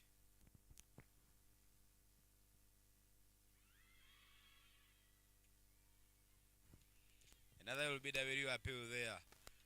Tikabula Rashida has so far faced 6 deliveries. I beg your pardon. She has so far faced 7 deliveries, and she's just to get the first run. She just can't get into a proper position to align that ball to where she wants it to go. Chance for a catch. That doesn't carry. Kaijuka Florence was very very eager to complete that catch and get Tikabula wicket.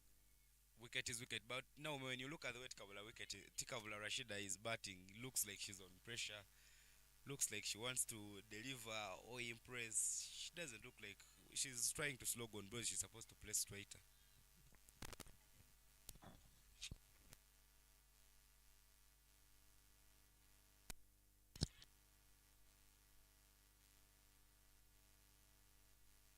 Witness wicket.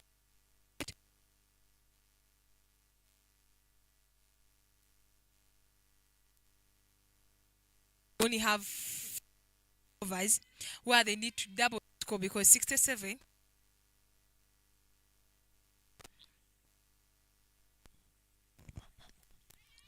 Swing and contact. First runs off the bat for Tikabula Rashida, as now may just says that 67 is a chaseable score, but now it has moved to 68. Well, that marks the end of the 16th over. 68 for 6 is the current score with only 4 overs remaining to complete the innings.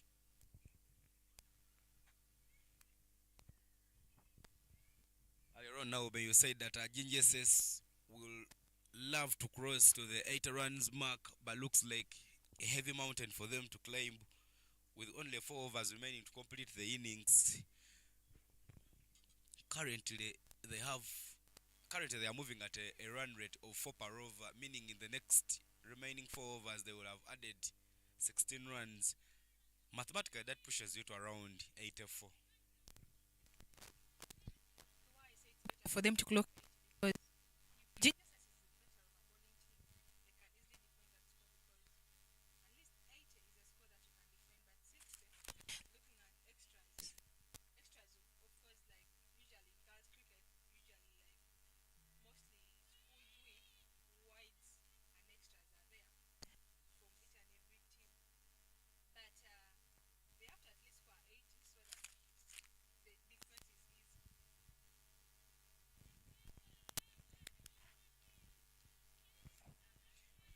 Wide delivery there from Hasfa Naula. That is the first word she's delivered, and she attributes that to the run-up. She opened up the bowling alongside Milik Nakakande Agnes, and in her first 2 over spell, she conceded only 2 runs and picked a wicket. Now she is back at the death, trying to make sure that she hunts for another wicket or even limit the Jinja SS batters from scoring runs. One glanced off very nicely to square leg. That ball finds the boundary, and 4 runs will be added onto the total for JINJA Senior Secondary School.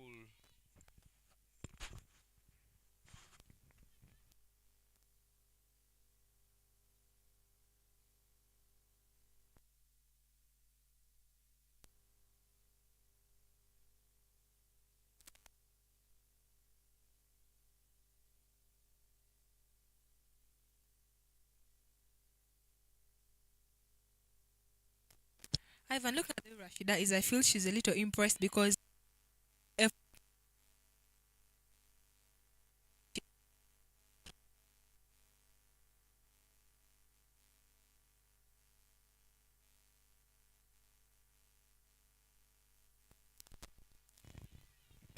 As she swings and gets into the bat, that boundary that Naula has considered must have started scaring her as she comes back with the wide delivery. But I think the plan is so far working so well. Even though you see that the runs have reduced, the overs have reduced, you need to still to stick on the basics of the game. The balls that are be played on the offside, keep them there. Don't just go across and slog at everything.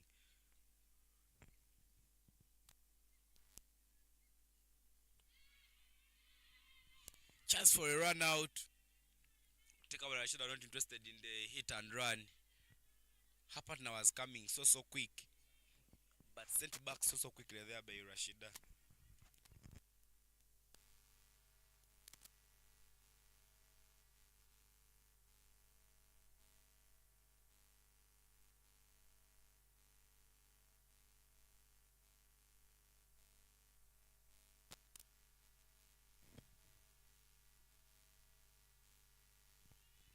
As the hunt for the boundaries and not singles for Rashida continues there, as now says Hassan Aula keeps giving in extras. I just can't tell why at the death Naula has lost her line. This has even sent the coach to stand up in the dugout to make sure that he sends some instructions to the fielders who are fielding from close to the boundary. But the saying is very clear that she should come down and try and make sure that she bowls in some good deliveries here for Masesco, as they love calling themselves.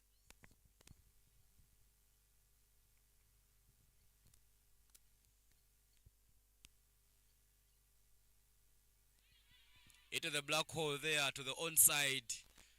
Tikawara Rashida finds mid wicket. No run is taken, but that is a much better delivery there from Naula. Because every time you're giving wides, you are letting the other team run away. Just try as hard as you can to try and make sure that you let the batters play the ball, because that's how the chances come.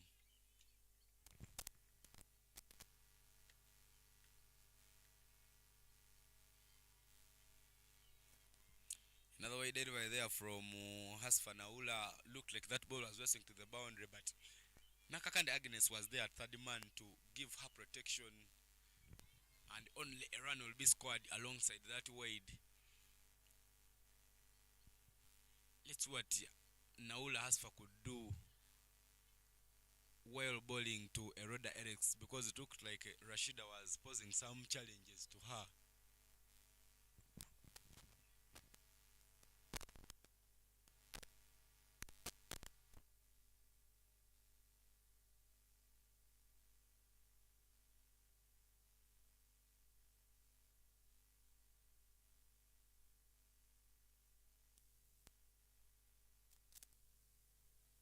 Another way there from Naula. And now if you're playing in such a game, if the pressures are coming in and you're giving those wide extras, what precautions do you take? Do you change the run up? Do you change the grip of the ball? What would you do if you were in a situation where Naula is at the moment? Because you're one of the simmers who've played a couple of games for the national side. if I was in Naula's place and I feel maybe passing the ball would is the one giving me that effect, I would maybe start using angles like I can start bowling now cutters so that the ball delivery is slower than the usual ball I've been bowling so that it's another challenge.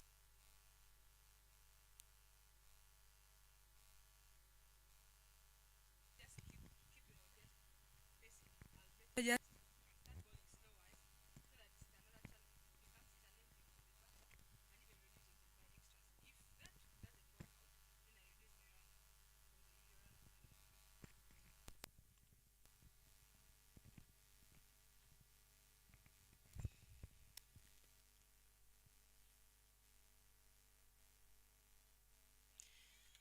Now Ume says that she could change her run up, or even change the type of delivery she's giving. She could reduce some pace on the ball But here Naula is just remaining with only a single ball to complete this over.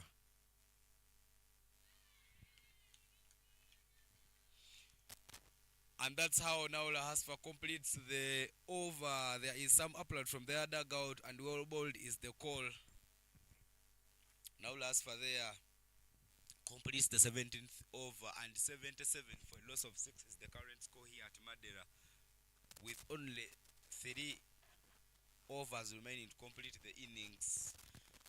Nakakande Agnes, who opened the bowling alongside Naula, will continue the bowling from the primary school end. Both of them came and bowled 2-2. Looked like they were keeping the share of these last 4 overs.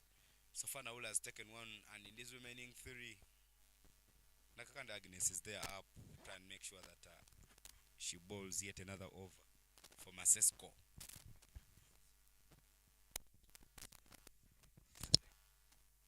Pas- Nak-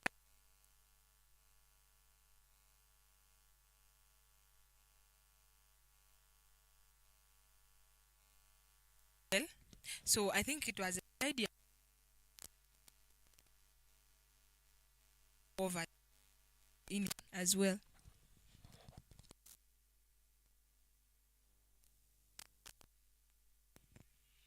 With a field at Cow Corner area.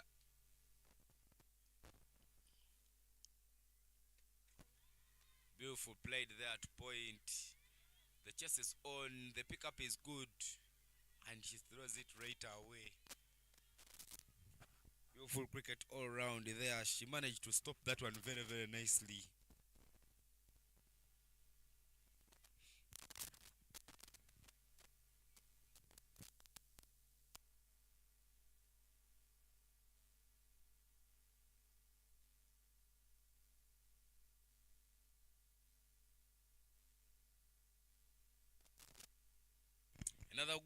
Another good ball there from Nakakande Agnes. The batters have now resumed the hit and run because Nakakande is bowling everything to the body. So they are just trying to glance it off, and they've kept running. If in this run they keep getting a run, a ball, maybe when it ends, they should have reached the 8 runs mark. Something that now says that it's a defendable score. Chance for a wicket there. Big appeal by the umpire Saddam Oyaga there in a very good position to say that there was a bat. There was some sound of the bat there before the ball hit the pads. And not out is the call from him.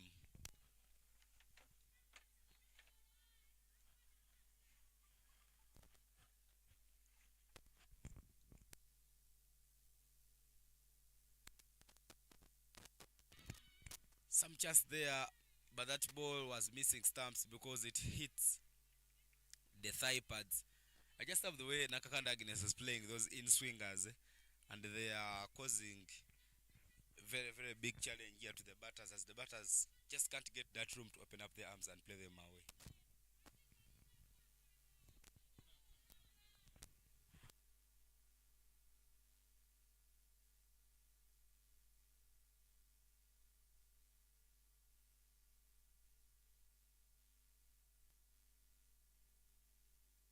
Some half chance there, but she manages to get the gap. The call is 2, but there is some pickup there, some good pickup there from Natavo Penina. She sends it back so quickly and limits them to only 1 run. The body language of the girls of MASAKA says it all. When you're running, you could hear bowlers end, wicket keepers end, and in confusion you fear the risk of giving out your wicket.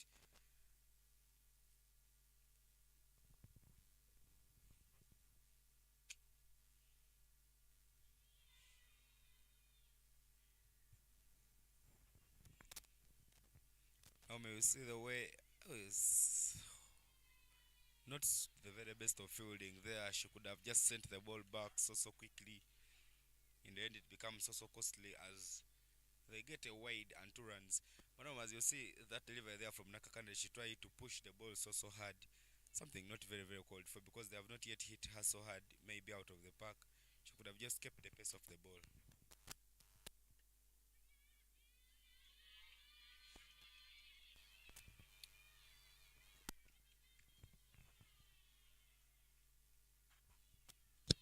Ivan, talking about what you just said, I think that's a right point because Nakakande has been bowling so well in the half first four balls, but sometimes you can be so excited and you lose the track.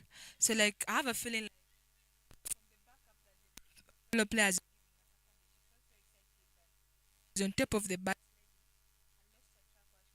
next ball. Excitement and losing the track marks the end of the 18th over. 84 for a loss of 6 is the current score here at Madera Ground. Ladies and gentlemen, it is the annual Girls Schools Cricket Week, a tournament proudly sponsored by Skyview, the makers of the makers of Reham Cola, the makers of Lavita, the makers of Skyview with all flavors, including orange. Very, very happy to have them on board. Also the makers of Crystal Water, but Naula Asfa is the bowler who is back to bowl for MASAKA Senior Secondary School from the Flying School end.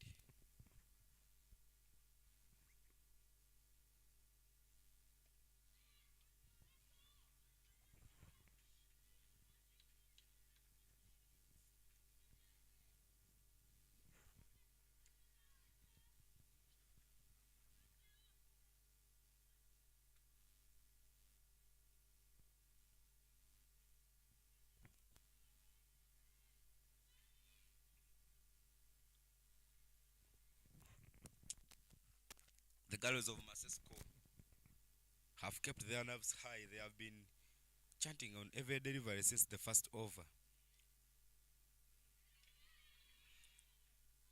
Some good backup there from Naola Hasfa. Wicketkeeper, they are not doing a lot of tidy work to save her team from conceding runs. Banaka Kande Agnes keeps them to only 1 run. Byron is squad there. Rashida with 7 of 16. Eroda with 4 of 8. The batters currently in there for JINJA Senior Secondary School. And Hasfa Naula, the captain for MASAKA, is currently doing the bowling for her side.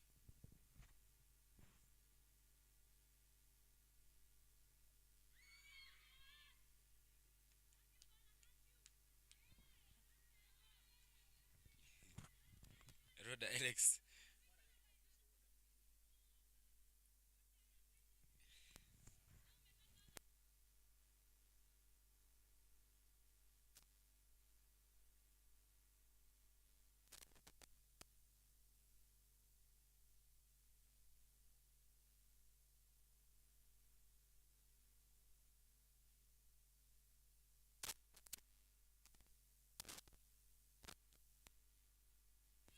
One to the body, she tries to glance it off. Some hesitation there between the batters.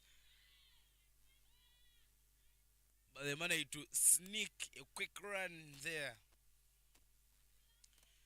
pushing the score to 87.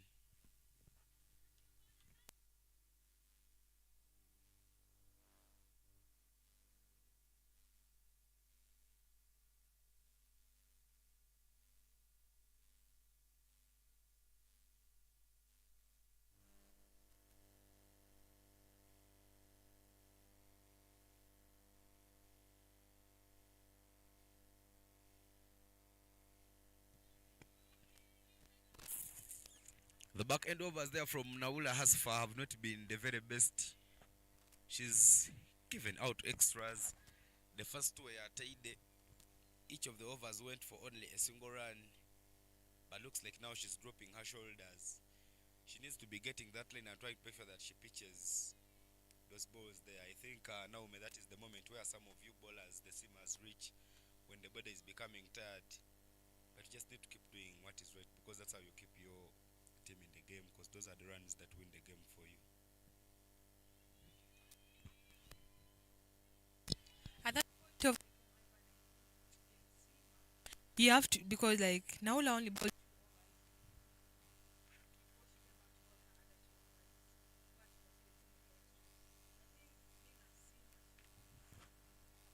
from she had a lot of time to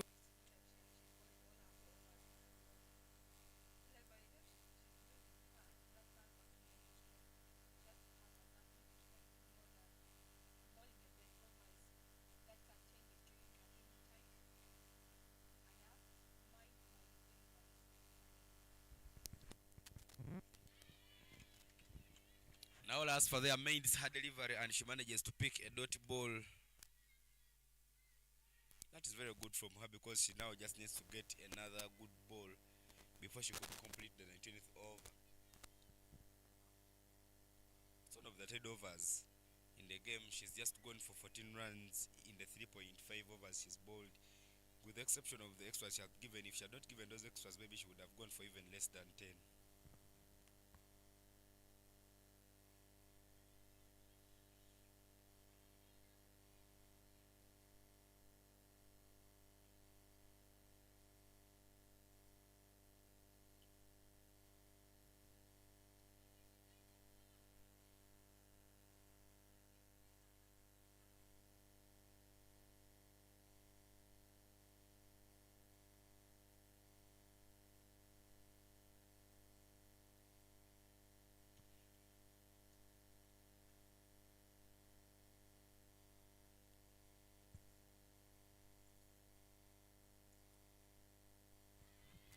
Some big appeal there, but there is no interest from the umpire.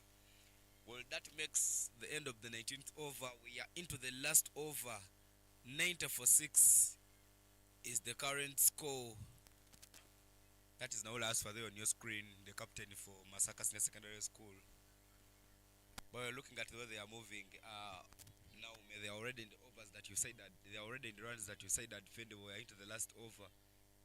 I feel 100 is manageable here if they could capitalize and get about 2 boundaries in this over, because those triple figures always scare the chasing side.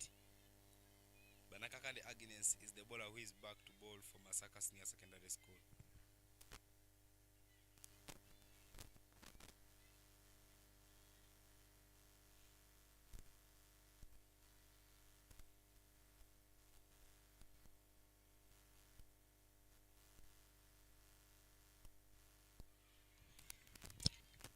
Ivan, if you look at the way Nakakanda is bowling, she has been.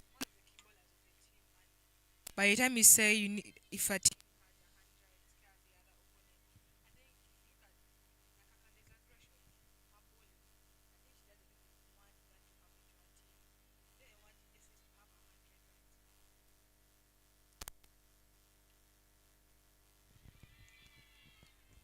Swing and a miss.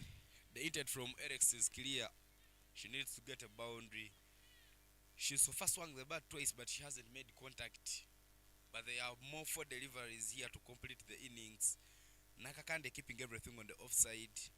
The first delivery went close to the wide mark, but the receding delivery was just at the 4th stump.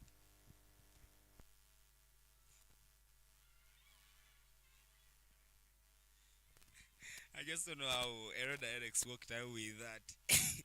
Just don't know where she was working to. We used to play those things during hit and run Wembley.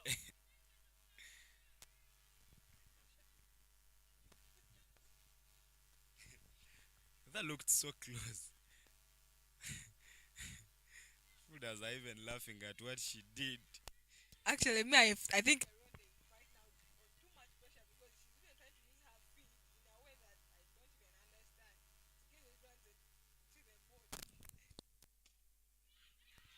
Big swing there from Eroda Alex. She gets the much needed delivery as that ball races to the long off area, and she manages to get 4 runs for JINJA Senior Secondary School.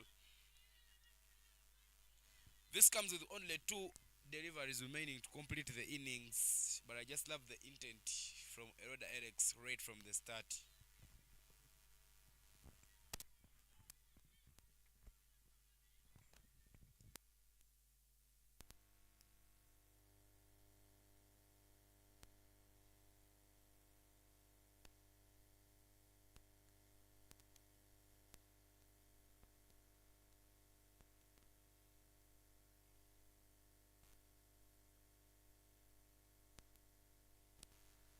Another big swing there from Tikavula Rashida. That is out of here. 1 bounce for 4 runs. That is the dugout for JINJA SS. That will should sets them to fire. As you can see, they are there celebrating that. From the start of the over, Eroda Eriks was showing that that she needs to get a boundary in that over, and she manages to get two so far. She's managed to get two so far with a delivery yet to come. A boundary on this one will send them to the triple digits.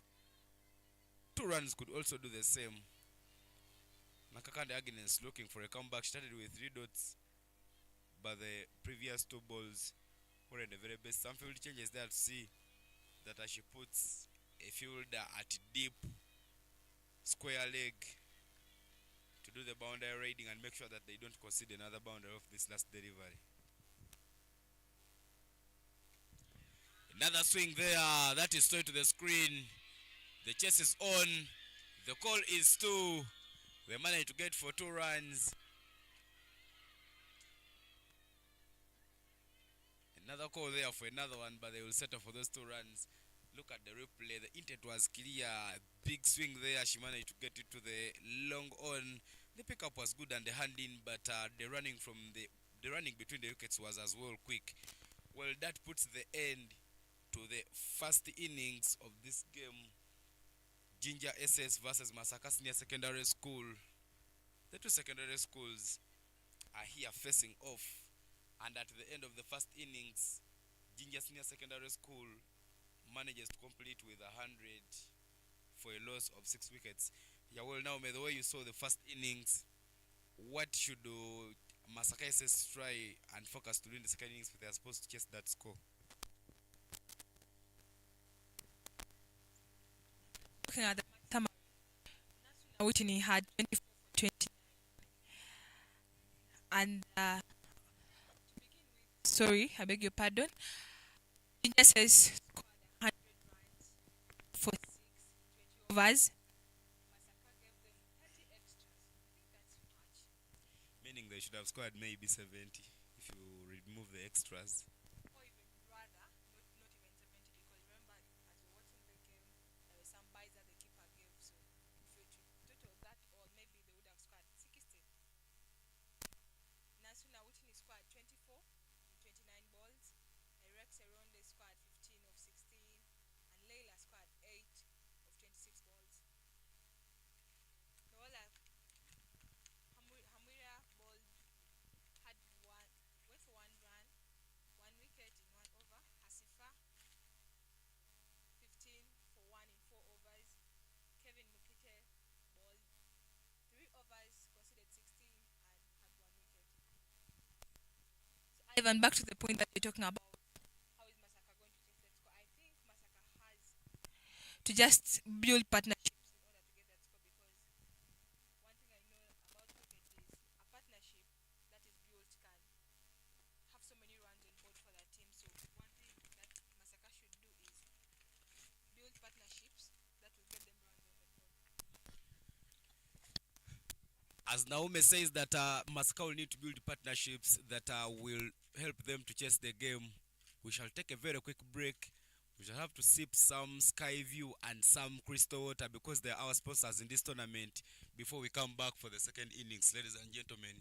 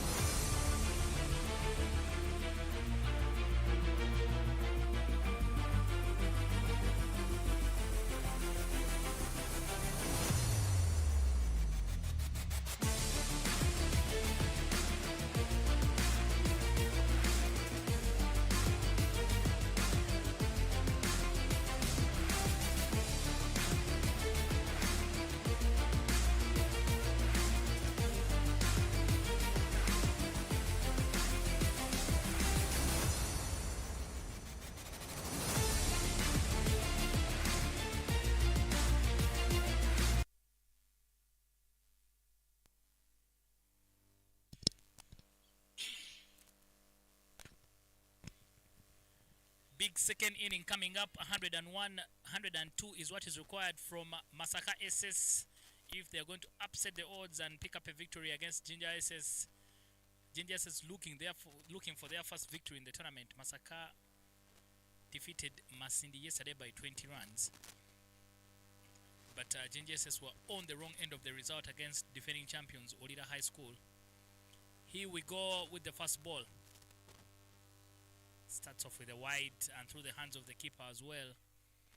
Extras for the team, but my name is Dennis Msare and I'm here with Ivan Sajabi to take you through the game.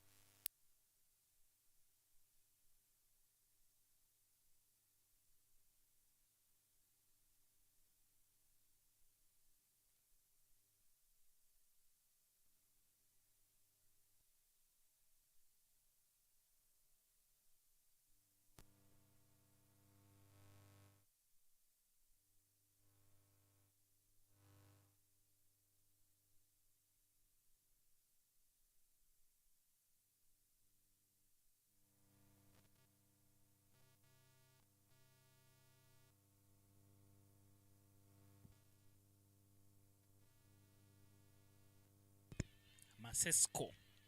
I wonder what JINJA SS is, Ivan. If you could find out what the short. We have Masesco, Smugs, Igasco. Smugs is. Oh yes. Igasco.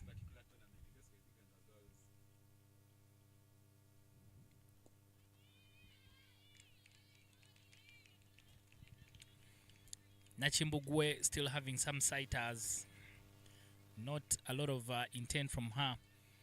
But Aisha Mokite has also been on the money. It's going to be a big battle.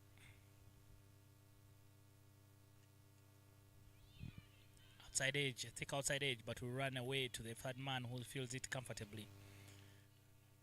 But it's going to be a big challenge for Masaka. JINJA SS worked hard for their runs, for them to get 100 runs. They might have been gifted 30, but 70 of those 101 runs came off the blade. That means Masaka needs to match that effort, especially if they're not going to be gifted extras.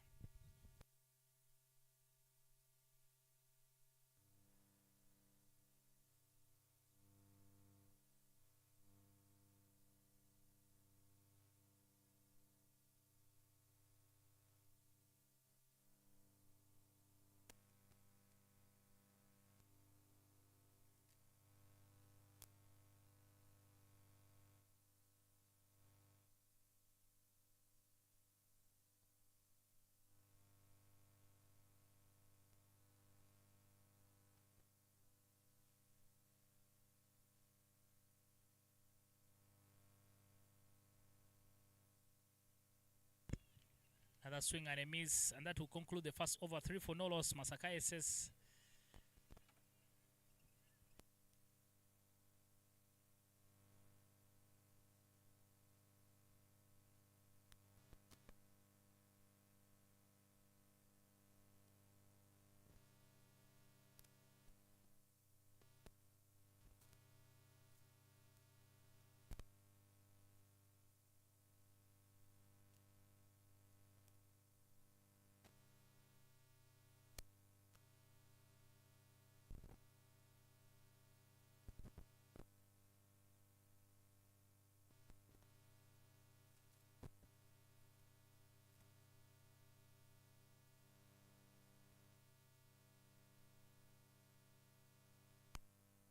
Rashidati Kabula bowling from the flying school end. It starts off with a good delivery. One of the things I've noted from all these teams is that once they hit the good line and length, they will challenge the batters. The problem for them has really been the extras, trying to make sure that they are consistently challenging the batters.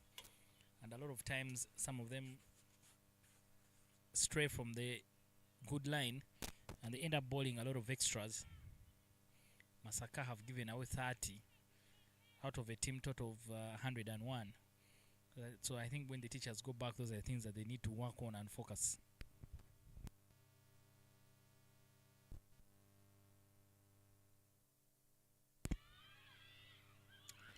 Up in the air, but just falls short of the fielder. Not enough conviction in that attempt to take the catch.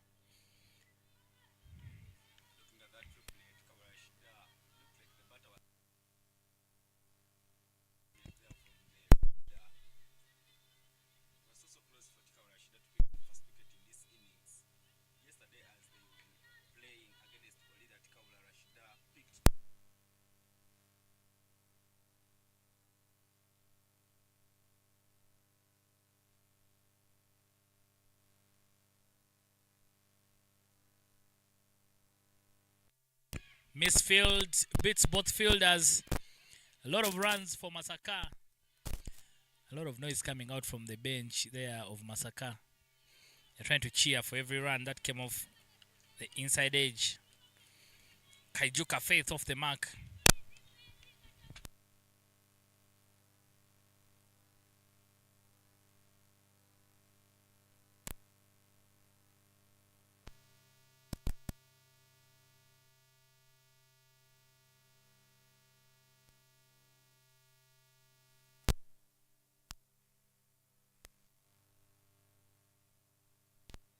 Swing and a miss. And you talk about it, Ivan. These two schools seem to have some sort of beef. They've exchanged players in the past, so I think not in a bad way, but there's some sort of a derby. There's some blood between the teams that whoever wins this game feels like they've won the whole tournament.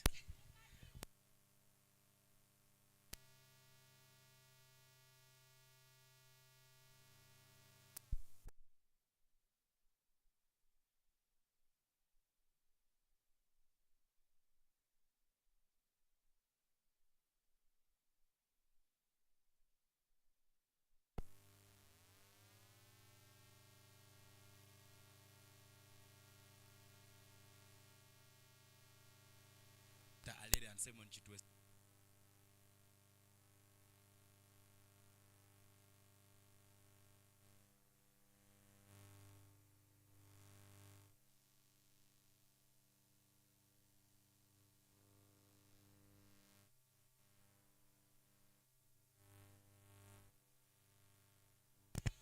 Two overs down, 7 for no loss, Masaka SS.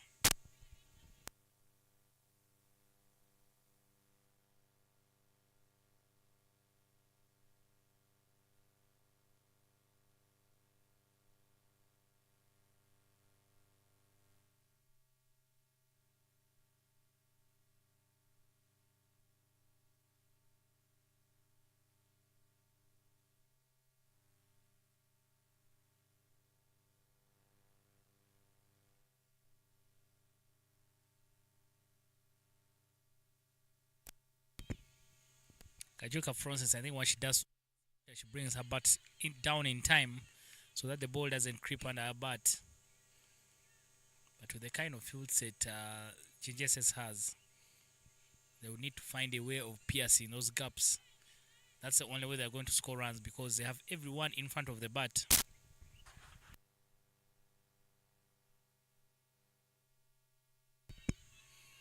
Must be painful. Some fielding there with the knees from the fielder. Tap and run from Nachimbugwe and Kaijuka Florence.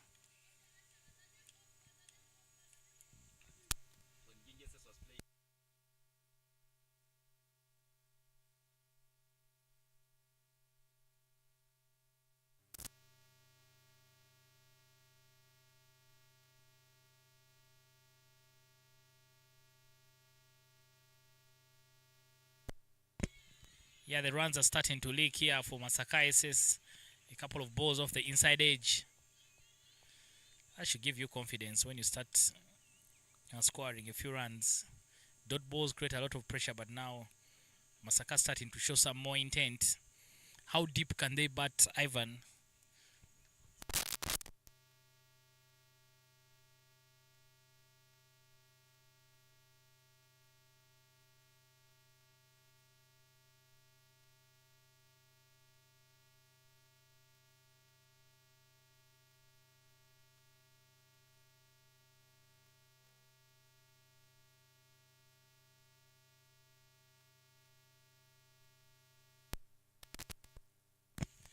Misfield from JINJA says allows them to pick up a single.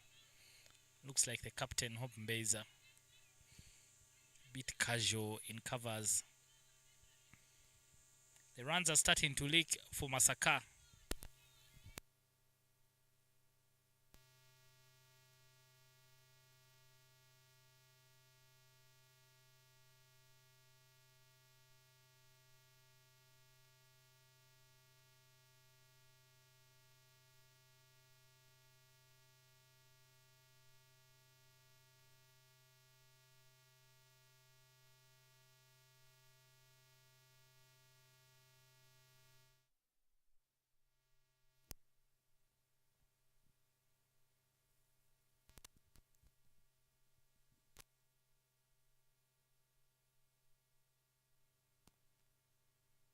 It's the end of the third over. 10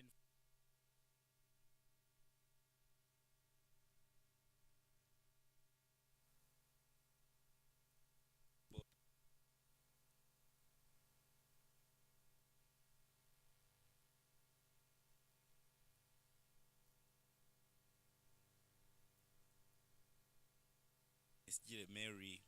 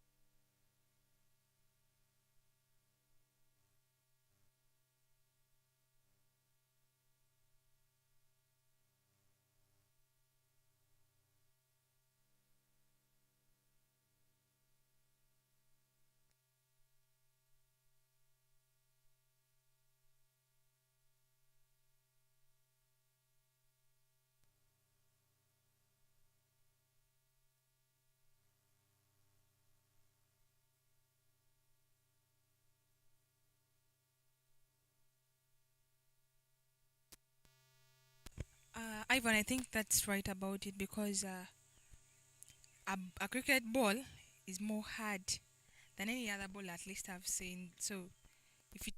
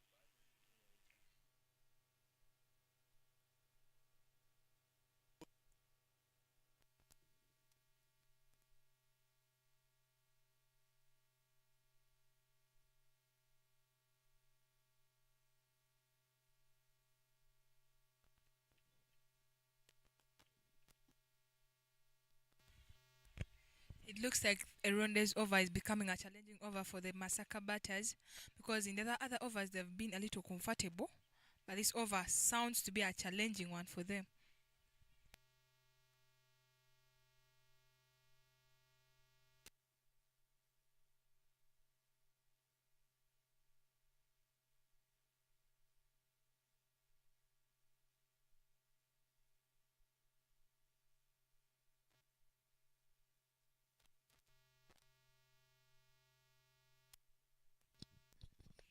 End of over number 5.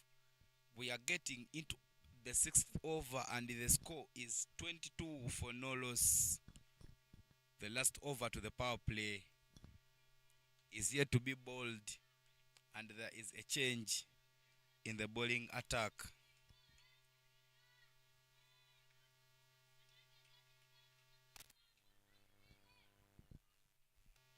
Yes, they are getting some backup from the fielders or the other players who are in the dugout. But Nasu Natahia is into the attack for JINJA Senior Secondary School.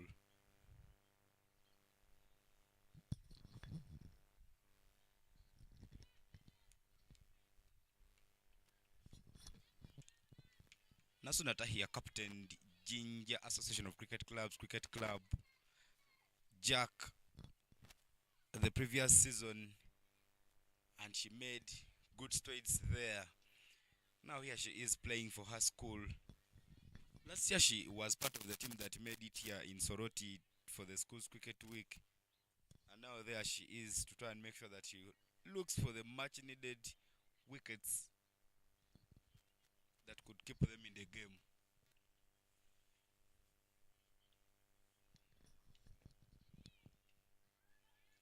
Have chance there, chance for a run out. Beautifully completed there by the wicket keeper Namiro Mary, and Kaijoka Florence will walk back to the dugout.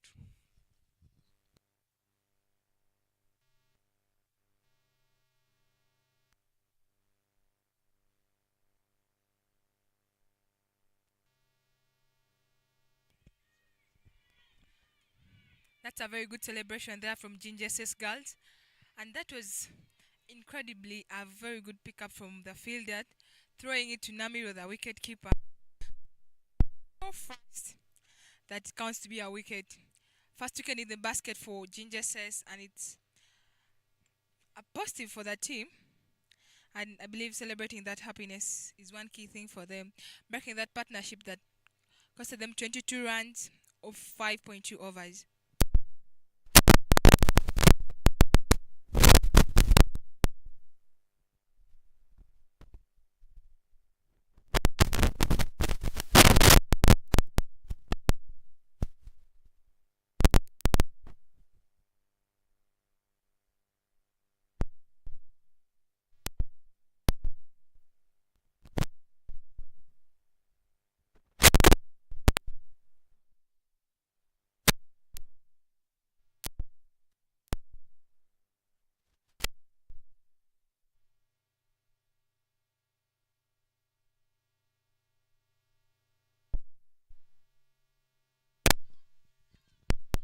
New batter who has worked on for MASAKA Senior Secondary School is Nanyanzi Babra. Nanyanzi Babra is a left-hander, so her combination with Nachimbugo will cause some field changes, and this will maybe tire out the fielders.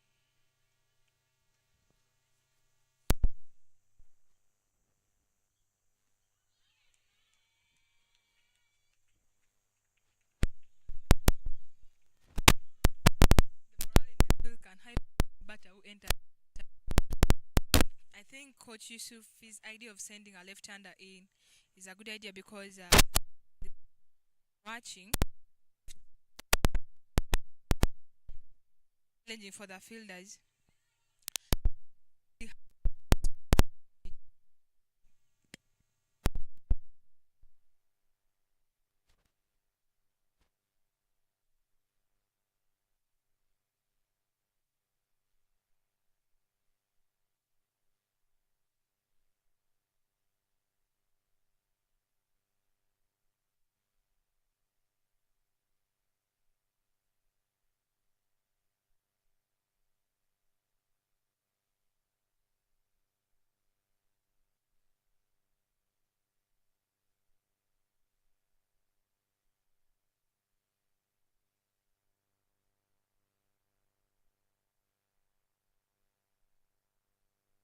Tahia Nasuna there delivering her shoulders, and she gives out an extra white ball from Tahia.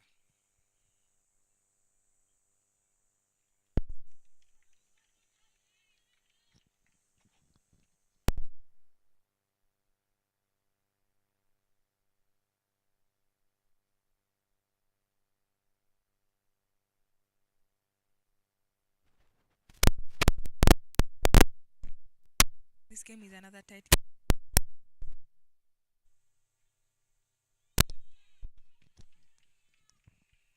From there, the fielders are fielding and there the batters are batting. I think everyone wants this win. So we don't know who's going to merge out the winner in this game. Because Jinja says needs this win. Masaka also needs the same very win. It always looks tight when Jinja Senior Secondary School faces off with Masaka Senior Secondary School. But 23-1 is the score as the first power play comes to an end.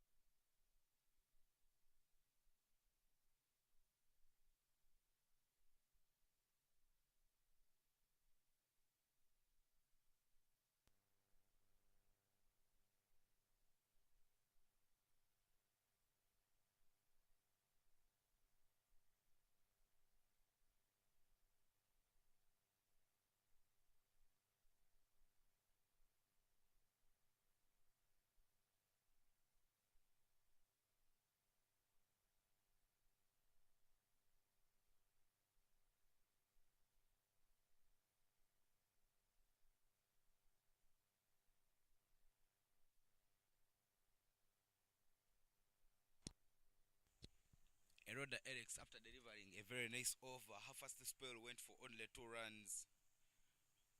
She is being trusted to come and bowl the second, but that's the 7th in this innings. Drops her shoulders and gives a wide delivery. I think it has been generosity to generosity. Eroda Erics there giving back the generosity they have received from JINJA Senior Secondary School earlier on in the first innings as they got 30 extras.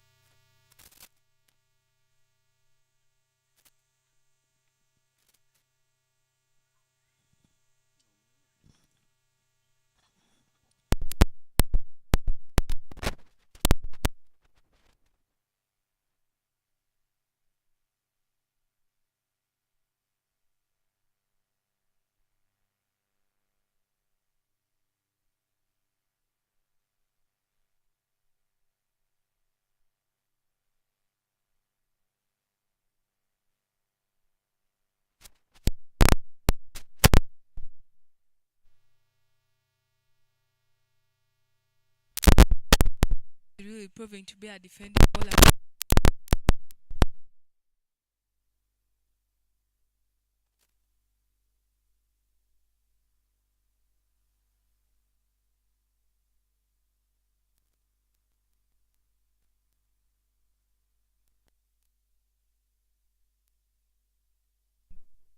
The way she was batting really saw that she really has passion for her team.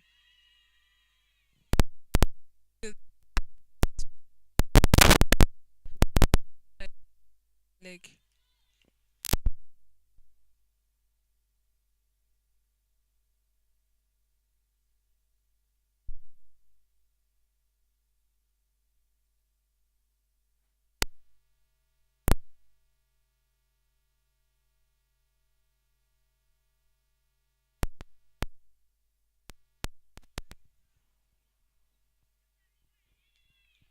Alex finishing her last ball of the over with a very good delivery there to Nanyanzi. Still the score is 25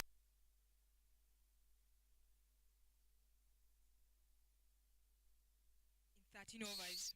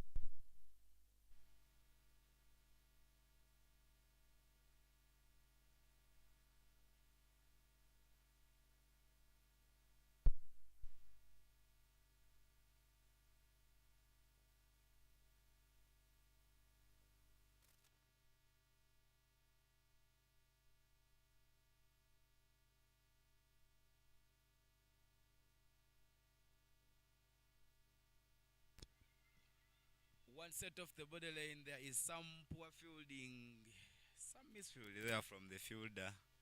Not the very best of the pickups, but the batter's not interested in taking a run because they were earlier committed to not taking any run as the ball went straight to the fielder, who was in a very good position to collect it up.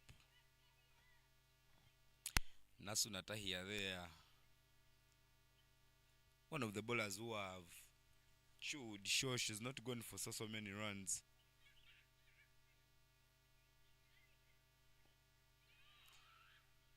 Chance for a catch, subsequent chance for a run out.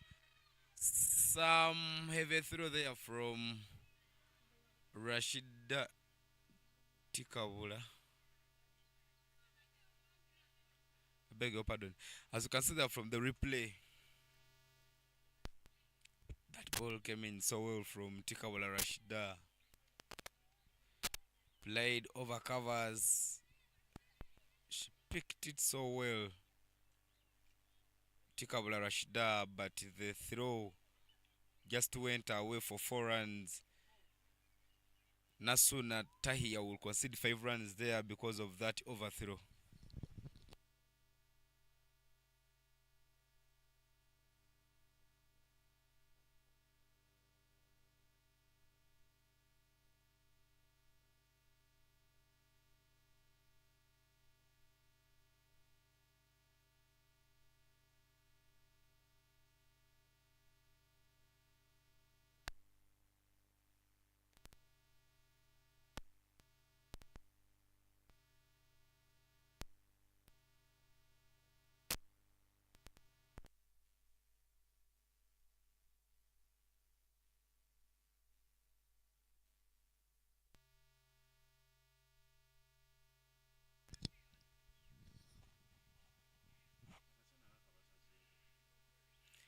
The sun is bright here in the beautiful city of Soroti. Skyview, our sponsors for this particular tournament. It's the annual Girls Schools Cricket Week.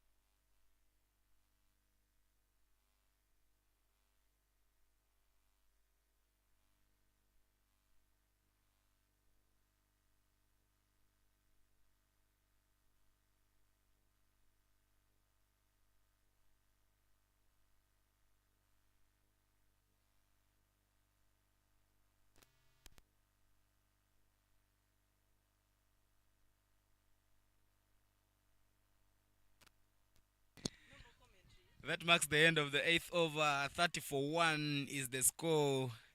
Nasunata here doing very, very good there with the ball, with the exception of the boundary that she conceded in the previous over. She's bowled so well. She so far bowled 2 and conceded only 6 runs. Nachimbugo there opened the batting. She's still in there with 16 of 27. And Nyanzi Babra, the new batter who's just walked on. She's for first 8 and she's just yet to score a run. But there is a change in the bowling attack from the primary school end.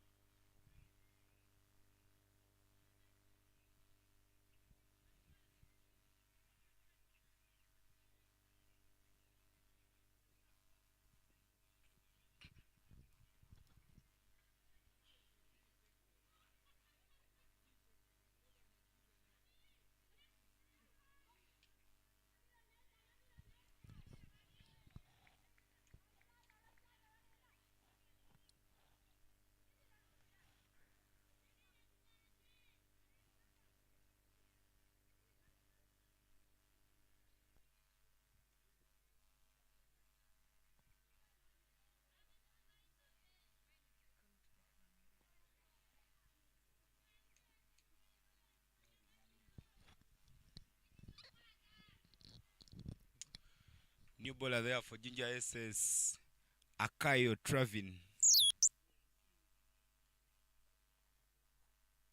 She bowls some good slow balls.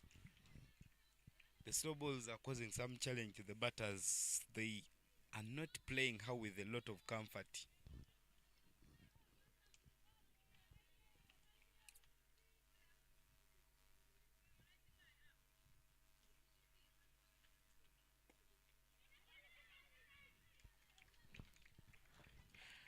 One straight to the field at mid wicket. Some good fielding there. No run is taken. Kyle Travin trying to look for everything on the offside.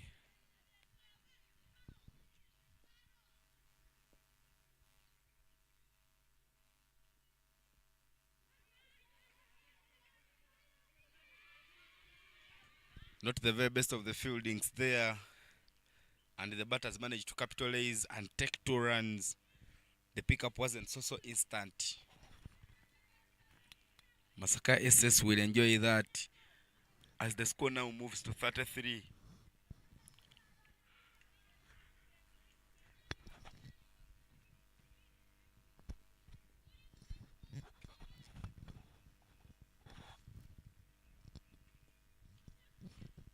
Another half chance there, but it gets to the gap.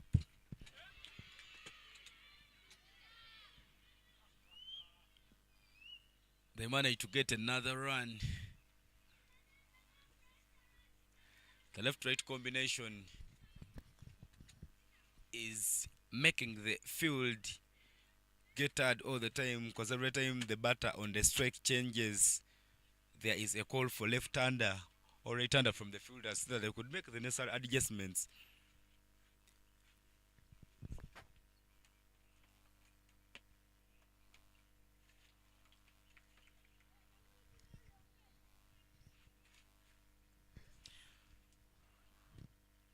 End of over number 9, 34-1 is the score.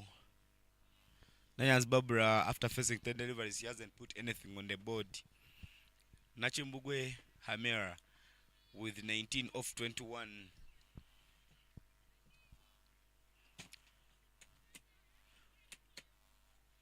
Well, now as you can see there, looks like JINJA has gotten a way of managing the run rate, because the run rate was moving so close to 5, but currently they have pushed it back to 6.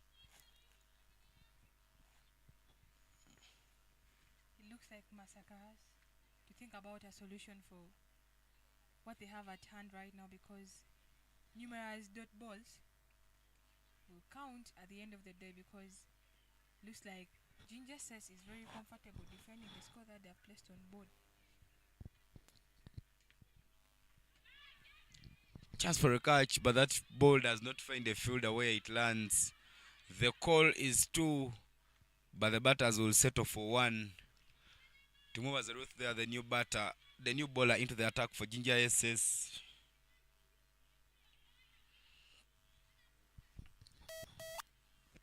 If I were to look at the way Ginger says squad the runs that they're defending right now, there was quick running between the wickets, encouraged by Nasuna, Whitney, and the other batters. But Masaka, I think, is a little slow.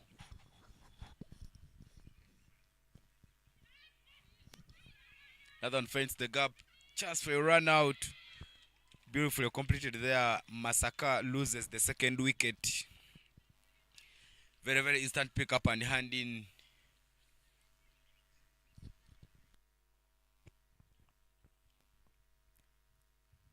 That was struck direct to the fielder. But several batters feel like cover point is a point of a run. But when the fielder is in the 30 and picks the ball first time, so many times it causes a run out. And as we see, there was a very quick pick up there, thrown to the keeper Namiro and stamped, giving 2 wickets in the basket for Masaka for Ginger SS. Whereas JINJA SS celebrates that wicket, the new batter walking on yesterday's squad 49 and missed out a half century by only a single run. When I had a chat with her today in the morning on what happened, she said yesterday is gone. The focus is on today. I will look for yet another half century today. Her name is Naume Mbwali. There she comes to and makes sure that she looks for some runs for Masesco.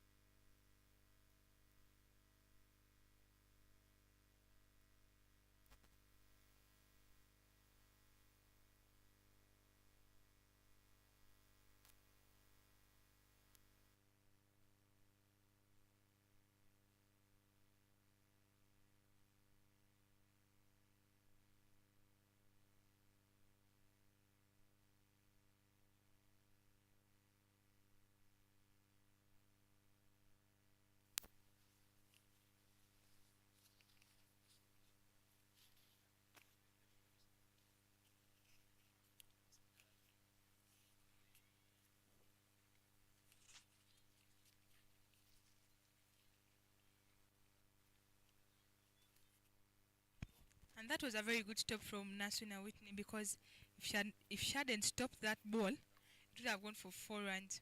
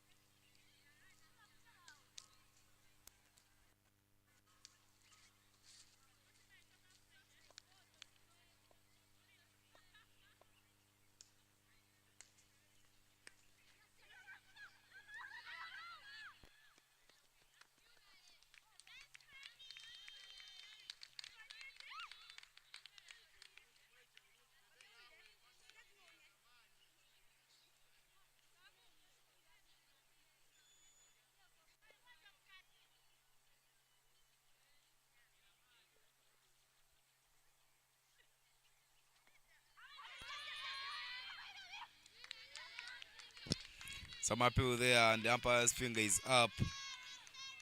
Third wicket there for JINJA SS.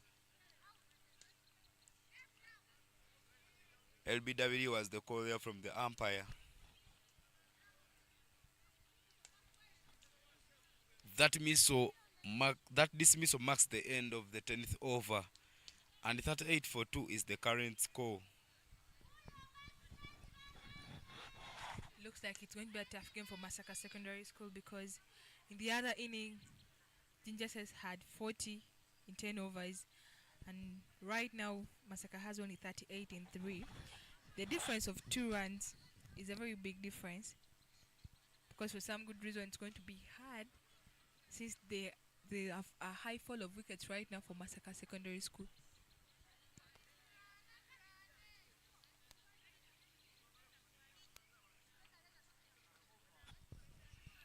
Mukite Kevin played for Wanderers Cricket Club last season. There she comes to try and make sure that she looks for some runs as Akayo Travin comes back into the attack for JINJA SS. Upshira Mbeza there, the captain for JINJA SS, making the necessary field adjustments to make sure that she could get another wicket, which puts them in a very good position to win the game.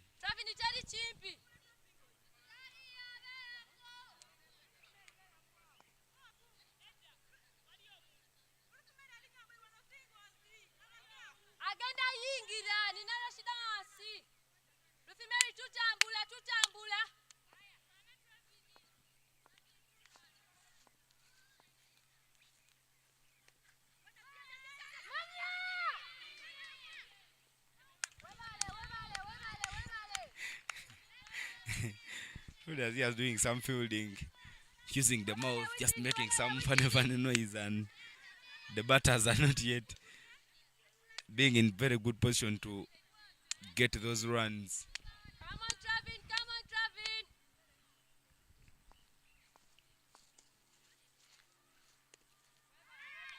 Into the block hole, Mbwali Naume, no run taken. They are giving some slow balls now, as you can see, and these balls are giving some challenge to the batters as they are not playing them comfortably. And actually, the entry of Naomi Mbwali has introduced hit and run for Masaka because looking at the way she's playing, she's trying to tap the ball and run.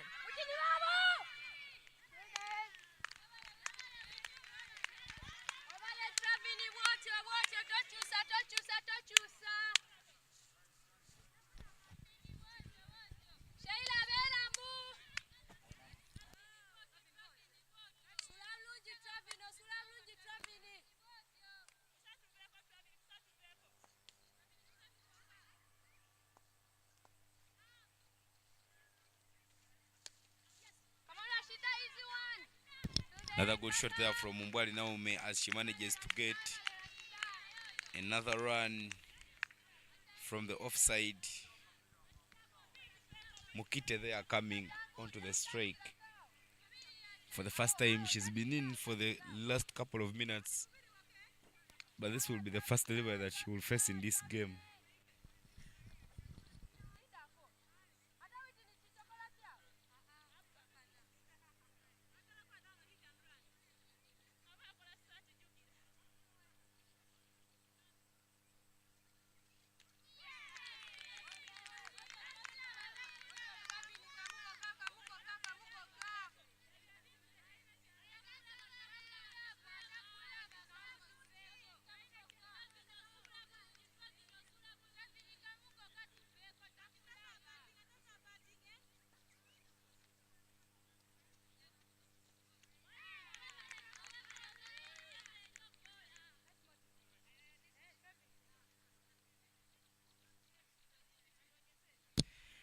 End of over number 11, 39 for a loss of 3 is the current Gallows School here in Madeira.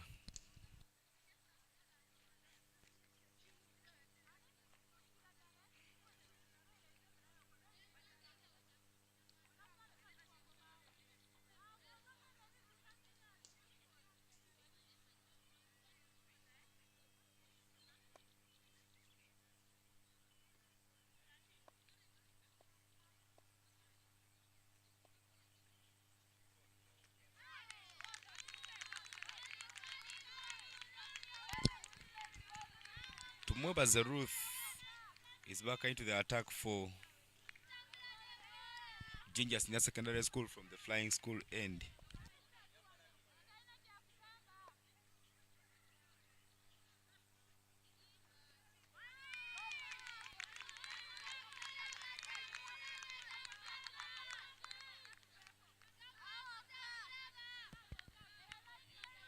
63 from as many as 8 overs is what MASAKA SS need, but it's starting to become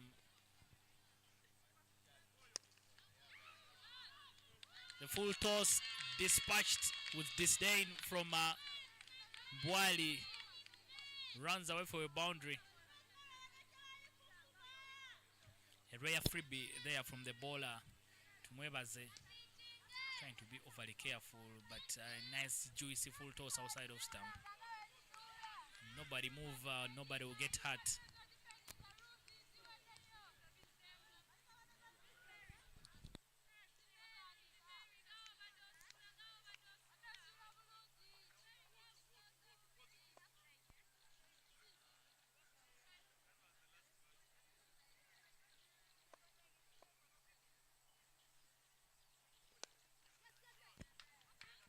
Good stuff there from Mbwali. Game changer of sorts, Ivan, you've mentioned, so definitely big things expected of her.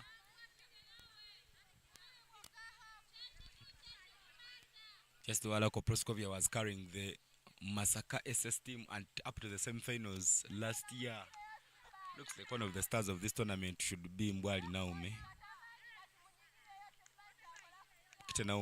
Mokite Kevin just needs to anchor the innings and also try to look for the singles and give her the boundary, the strike as much as she can.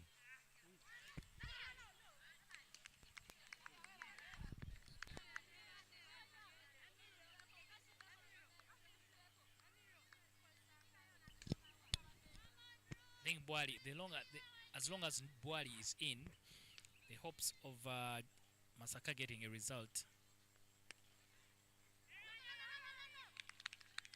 should be very, very good. Clearly, all teams struggle with very, very slow bowlers. So if you have as many slow bowlers in your team as possible, I think you'll be in business.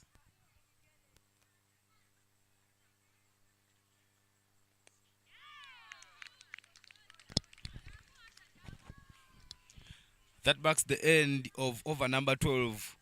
45 for 3 is the score. 57 runs are needed in the remaining 8 overs. If MASAKA SS is to pick the second victory in this year's annual Girls Schools Cricket Week tournament proudly sponsored by Skyview. All the officials, including me here, we are putting on the Skyview outfits. We're looking so bright. Asha Mokite is back into the attack for JINJA Senior Secondary School from the primary school end.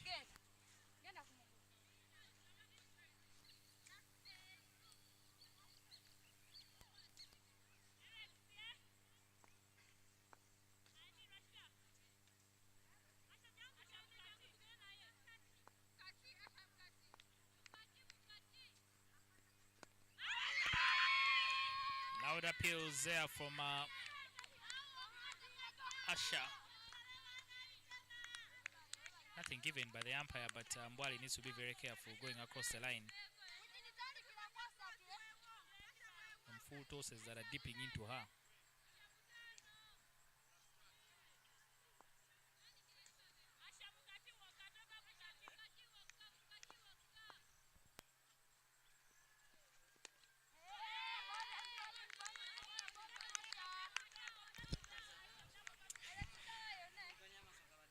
Being more cautious this time round, Mbwali.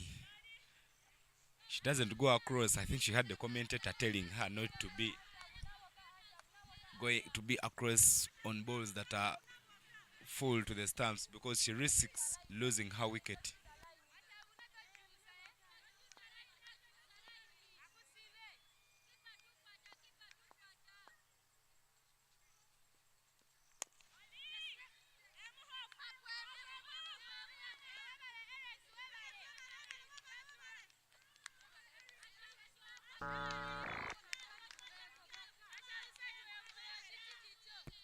Hit very well and straight by Mbwali.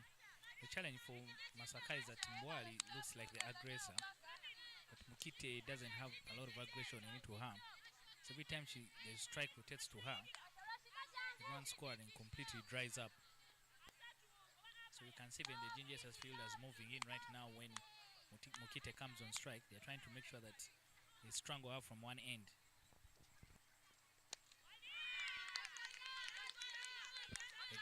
Exactly that. She shows the intent to defend. But now when you need 56 runs from about 7 overs, you need some big hits to release the pressure.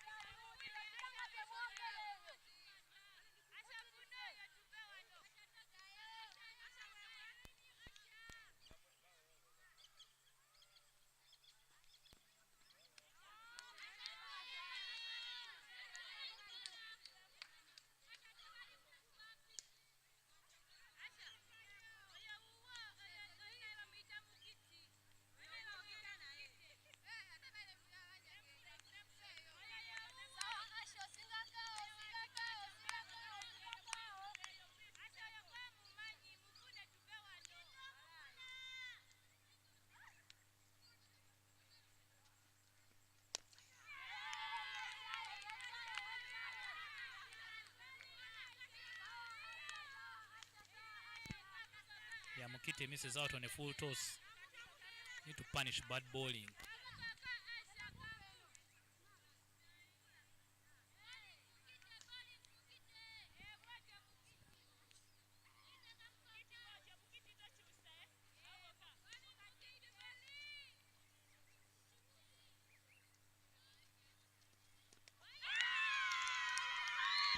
One Mukite picks another. Masaka SS lose their 4th wicket. Kevin Mukite, I don't know, she needs some consolation while walking off.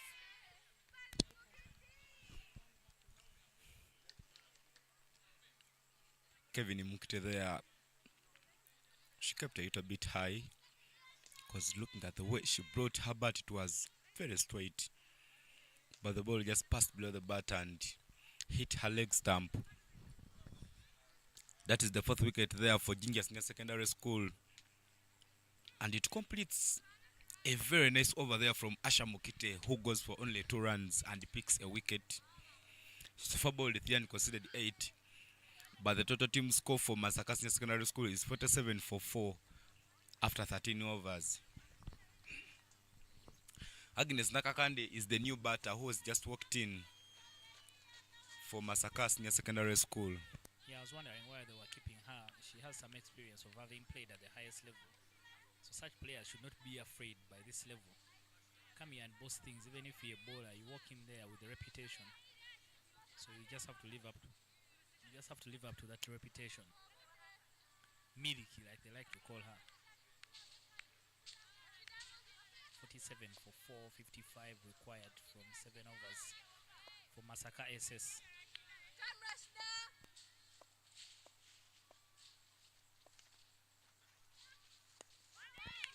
Kabla Rashida will continue bowling from the flying school end. The challenge now is that because Mbwali is the aggressor, she's caught between trying to defend and also going after the bowling. So sometimes you chew up a lot of balls. Looks clear for them. If JINJA gets the wicket of Mbwali, things they may not be the same in this game. And that would have been the game changer for them. So Rashida is keeping everything to the stumps.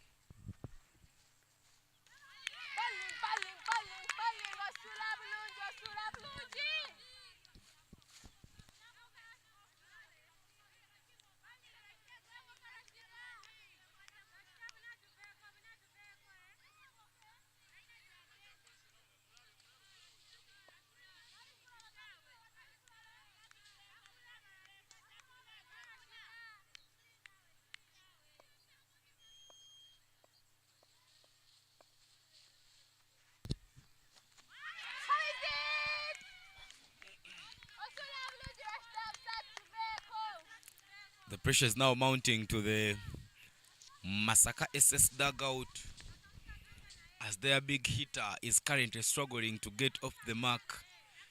To get off the strike. She's currently faced 16 balls and scored 9 runs.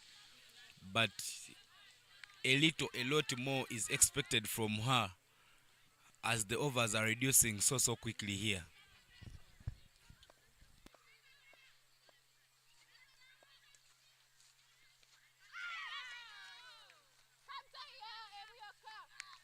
She manages to find the gap and they run so quickly. Nakakande Agnes takes the stance to face her first delivery. I just can't tell what will happen in this game because Nakakande Agnes needs to, using the experience and reputation Dennis was talking about, to actually also try and make sure that she scores some runs for Masaka Senior Secondary School, because the start wasn't so bad, but things went slow in the mid overs.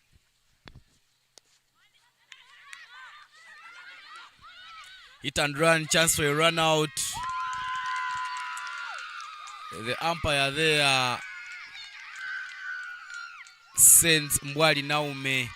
Mbwali Naume took a risky run after Nakakande Agnes playing a ball straight to the fielder. She'll have to pay for that sin. And a big wicket for JINJA because Mbwali Naume is the game changer for MASAKA SS. I don't know why she's surprised, but there was a bit of hesitation in the running between her and Agnes Nakakande. And in the end, the umpire is convinced that she didn't slide her bat in time. You can look at that again. When Agnes played the ball, there was a run, but she was very hesitant, Agnes. And unfortunately, the angle cannot tell us whether she was in or out. But the umpire has given us a decision. 48 for 5, MASAKA SS.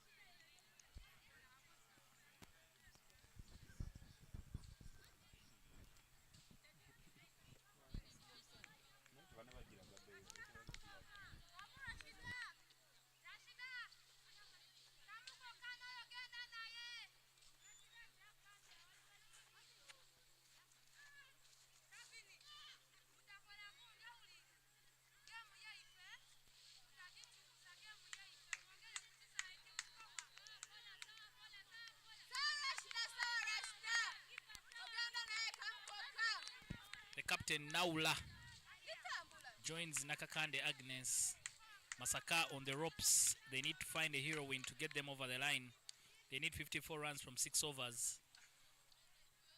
Very unnecessary running between the wickets cost them the big wicket of Mbwali. They need to start all over again. Both these batters are very new on the crease. None has put a run on the board.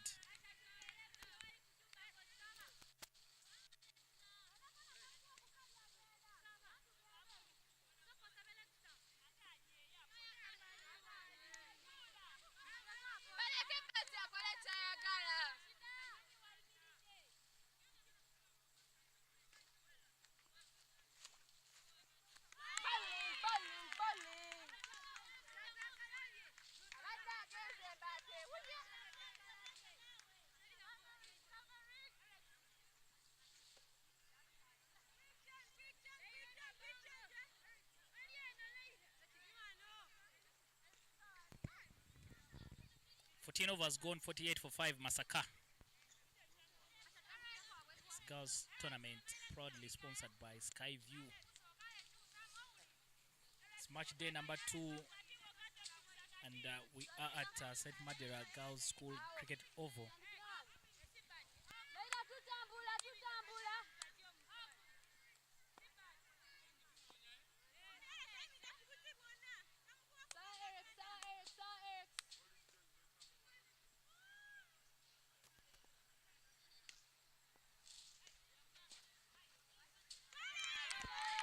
Swing and a miss there from Agnes Nakakande.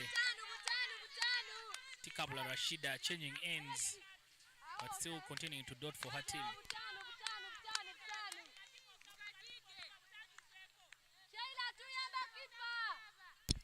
Alex, one of the bowlers who bowled so well here for JINJA SS. She's off ball 2.1 and conceded only 4 runs.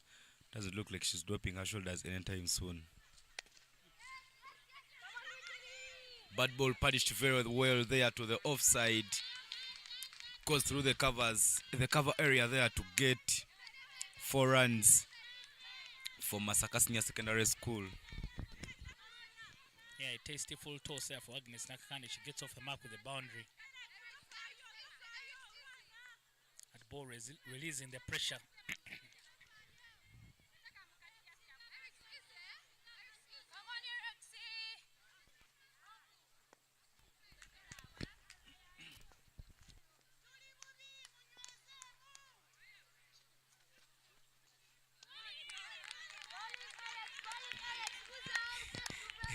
A much better delivery there from Eroda Eriks. She gave for a full toss, she got the punishment and she got the lesson as well. Just keeping everything at the fourth stump. And posing yet challenge to Nakakande Agnes.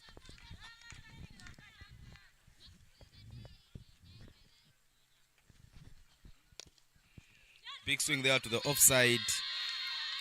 The call is one. But since the last batter went for a run out, they fear taking the risk. They will settle for that one run. But I think the boundary they've gotten in that over has released off the pressure bit. Look at that replay. Yeah, stand and deliver shot there from Agnes Nakakande.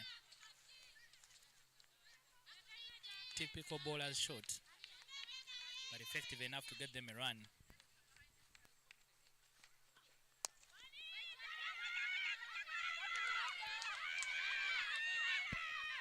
There's a chance for a run there, but Naula Nakakande unsure about the calling.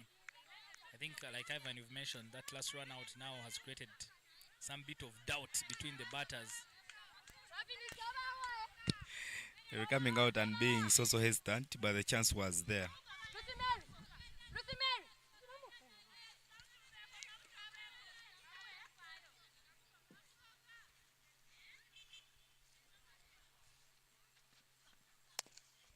Another big swing there from Naula Hasfa. Hope Shirambeza there, aligning her body behind the rope. Unfortunately, that ball runs out of the oval for 4 runs. Yeah, a very big over there for MASAKA. They've been able to get 2 boundaries out of it. The last one, a very good gift for them from the captain. The ball taking an awkward bounce right in front of her. And she didn't have the legs to just keep it out. Just trickles into the boundary. MASAKA will take that. They are now 57 for 5 after 15 overs. You need 45 runs from 30 balls. Still very close. It's a very, very good welterweight contest, like they like to say. Punch for punch. Very close, you say, but not so close, because they need to be scoring 9 in each of the remaining 5 overs.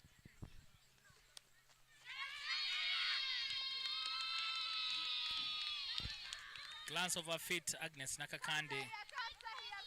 Just making sure that they keep the scoreboard ticking. Pressure in both camps. But MASAKA has lost 5 wickets. I think for them that is a challenge. They don't have so much money in the bank.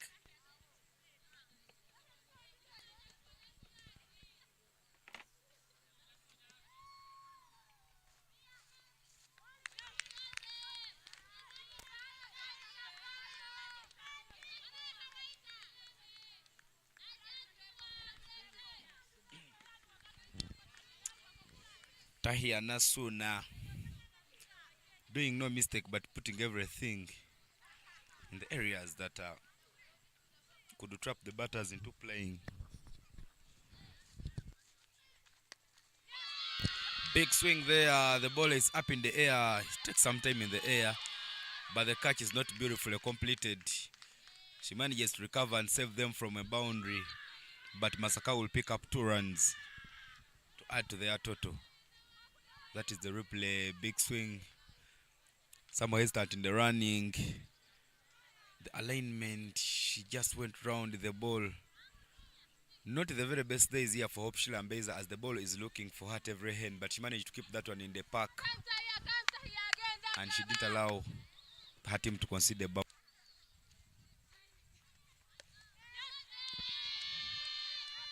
Naula right now swinging for everything, taking the responsibility as captain.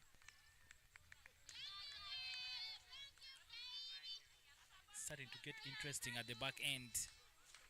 some more better intent from the MASAKA batters trying to put pressure on the bowling. I think there was a passage of play where they were really very, very cautious, and that put them in a difficult position. They now need 9 runs every over. And tries to go big, Agnes. And the catch is taken. Agnes Nakakande will have to go. Good commitment from the fielder, and she'll get bear hugs from the rest of the team. They know how important that wicket is. Close look at the replay. Nakakande swinging so hard, but that ball didn't get into the mid of the bat. Beautiful catch there completed. She dived down, but she kept it in her hands. And that was yet another big wicket. Because these were the batters who are trying to take charge. Nakakande Agnes and Naula Hasfa, who are trying to steal the game away from JINJA Senior Secondary School. Things don't look good here. The cards don't read well. 62 for 6 as the new batter walks on. The new batter, Natabo Penina.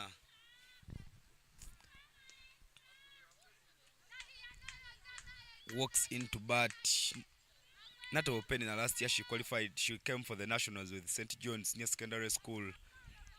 But this year she changed sides a bit as she left Mukono and went to MASAKA. Now here she comes to and make sure that she looks for some runs, as they need to be scoring about 9 runs every over if they are to keep close to winning this game.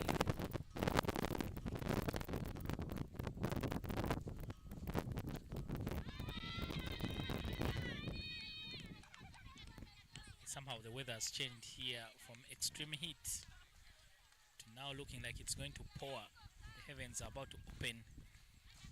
But I think we've done enough work for us to get a result in this game, because after this there will be only 4 overs left. 62 for 6 MASAKA.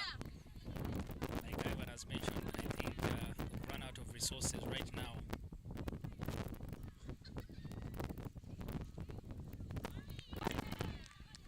Doing an miss there from Natabo. As you can see there, the clouds have gathered over the St. Mary's Madeira. Hopefully they can allow us to go through the next 24 balls and conclude this particular game. But there are other games happening as well. 3 other games have been happening this afternoon. 2 at the Teso College ground and the Soroti Cricket Academy ground in town. We shall give you a quick update on that.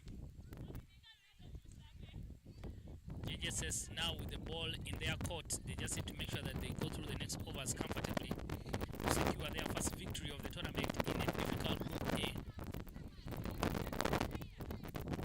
MASAKA go back today in their reflection and beat themselves up for giving away 30 extras that got JJSS to 101 runs.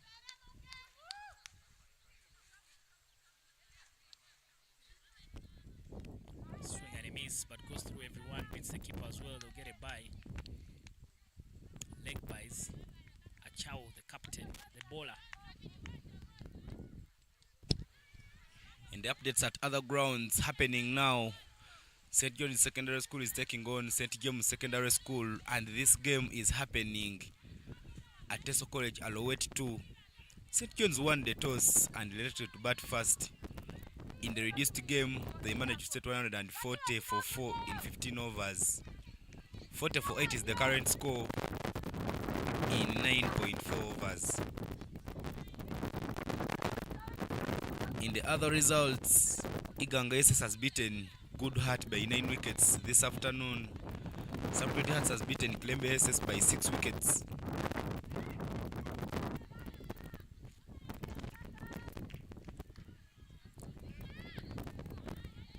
And currently only 2 games are live. St. John's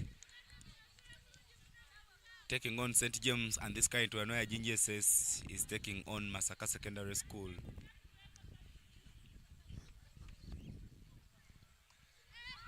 Big swing there, the ball is up in the air. She doesn't look like she will take that one. Not completed. Naula Hasfa takes another risk. Chance for a run out, not taken. But the footballing techniques helps her to stop that one and limit them to only 2 runs. But the fielder looks to be injured. Yeah, this game means a lot to JINJA SS. You can see they're trying to give everything.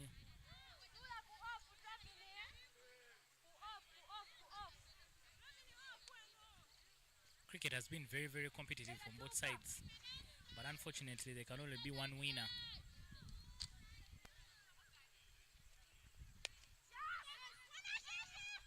Talk of chance for a run out, but good running.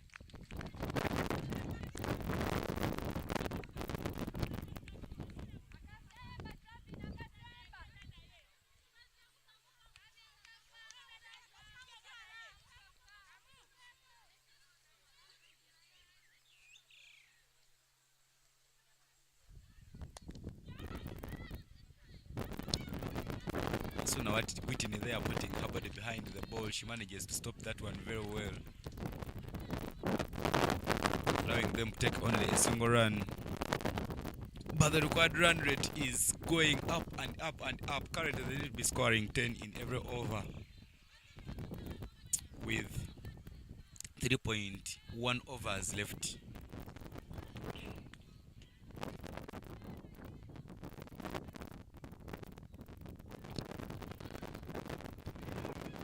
Big swing there from Naula Hasfa. The fielder doing some good fielding there, but Naula manages to take a single run quickly. But that marks the end of the 17th over. More 3 overs yet to come. 69 for 6 is the current score, and 33 is needed in 3 overs. Mathematically, 3 overs is 18 deliveries. Doesn't look like a game so close for MASAKA. But it's not over before it's over. You never know what could come. These games are always won by extras. And looking at this particular game, JINJA SS are also paying back the offers. They've so far given out 14 extras. Achayo Tracy is back. Sorry, Achayo Travin is back to bowl for JINJA Senior Secondary School.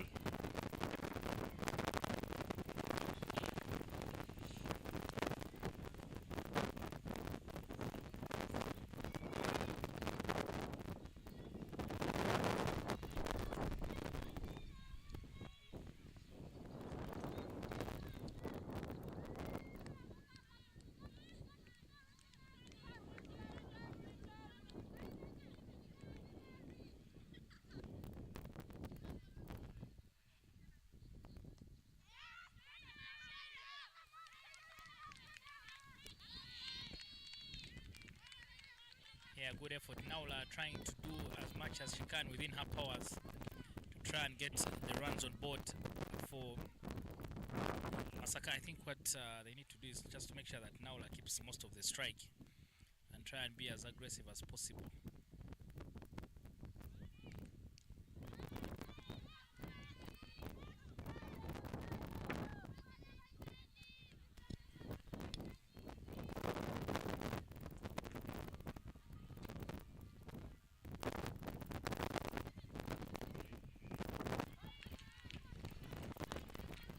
The Mukono Kings team there joining in to support MASAKA SS. We're giving them backup and they're chanting at everything they are doing. Big swing, half chance there. Catch is dropped. Looks like MASAKA is trying it so hard to get the ball in the middle of the bat and try to get so many boundaries, because right now they don't need singles, but they need boundaries to get the score chased in a very easy manner. Every time you get a boundary here. Big swing there. She just hears you saying that they need to be getting a boundaries, but there is a good diving effort there to make sure that they don't get the boundary we're talking about. Only 2 runs are gotten off that one, but there has been some good running between the wickets.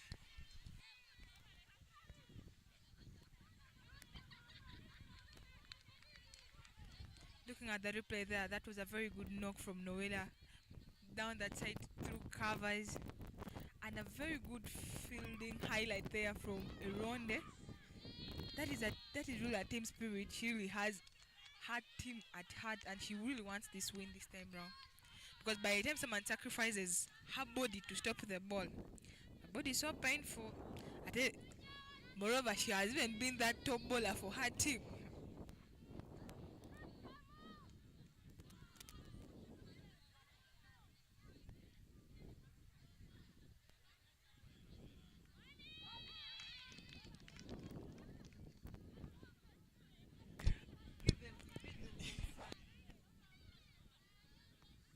But well, that marks the end of the 18th over. We are all remaining with 2 overs.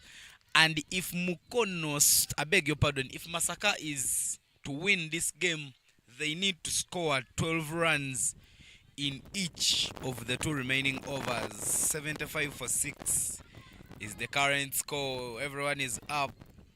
You never know when it is coming, but you have to keep your eyes open. Tumwebaza is the bowler into the attack. Sorry, Asha Mukite is into the attack for Jinja SS. Big swing there from Naula, but beautifully collected by the fielder. She doesn't allow her to set to get that much needed runs. Looks like Jinja says has to use body and soul to get this win to that table. Another big swing there from Naula. She doesn't get enough contact, but I tell you the intent is clear.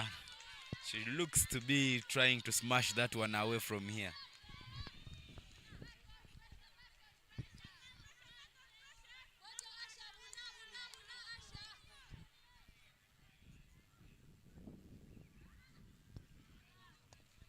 Another big swing.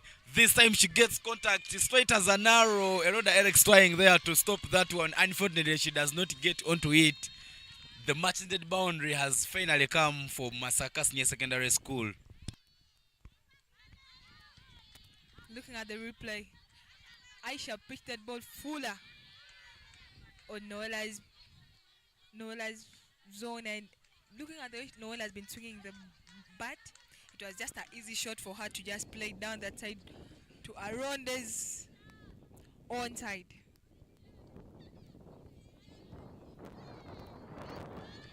Another big swing there from Naula. The chase is on. Some diving there. She manages to get it.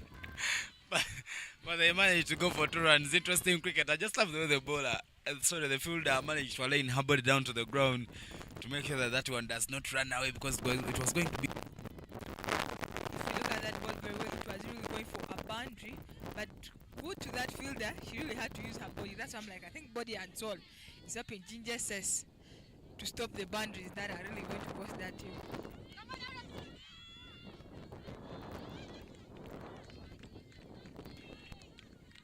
Another big swing there, but only a single run picked. 20 runs are needed from 7 deliveries. Very, very tight game here at Madera ground.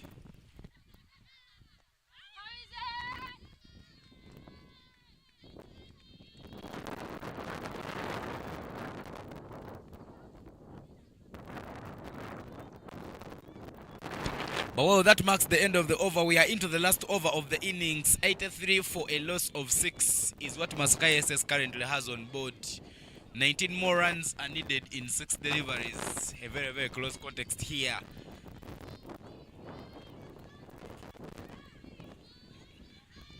Jinja SS needs to make it very, very tight, and MASAKA SS needs to be attacking. They need about 3 sixes in this game. That's the dugout for Jinja SS, trying to give them some backup. Even that she is raising up to the feet, giving her the much needed support with the chanting. And Rashid Atikabula, who picked 2 wickets yesterday in the game, she picked Jamia Mohammed when they were taking on Olida, and subsequently picked Lona Anyait. She is now here into the attack to defend for Jinja SS. She opens up the account with a wide ball, but she reduces the required runs to 18. The game is just 3 sixes away. I'm not saying it is so easy to score those 6s, but it is in the reach for Mukono. Sorry, for MASAKA Senior Secondary School.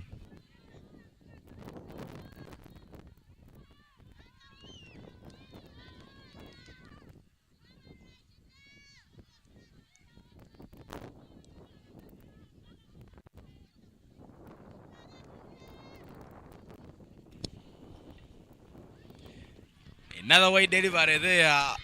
Tikawala Rashida is reducing what JINJA says, sorry, what MASAKA says required to win this one. She's now put it to exactly 3 sixes because they need only 17 runs to come out victors in this encounter. I think the generosity has started again, because like by the time you give 2 wides and you're defending such a big score in 6 balls, you try to be generous, maybe first push the score to 7 where they can chase it so easily. Just can't tell what is going on in Tikawala Rashida's head. Big swing there from Nata Wapenina. She manages to get off the strike and she gives it to Naula Hasfa, one of the aggressive batters who've been trying as hard as they can to get runs for her team. She so far has 22 runs of 17 deliveries and 16 is needed in 5 balls.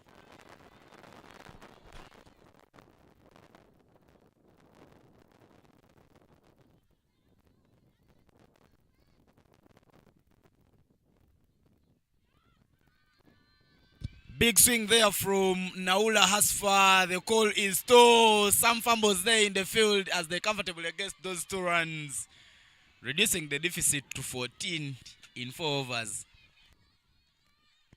Ivan, this is really a pressure game, because looking at the batters are still aggressive. They haven't even given up, though the score is 14 and they need 14 in just 4 balls. This is a pressure game that I've really seen. This from the start of this tournament. This is really cricket. Oh, swings and misses. Ball passes over the stumps. Naula Asfa not aligning her body very well to send that one away. Naula Asfa needs to get at least a boundary in these remaining 3 deliveries, because failure to do so, the game becomes so close to JINJA SS's side.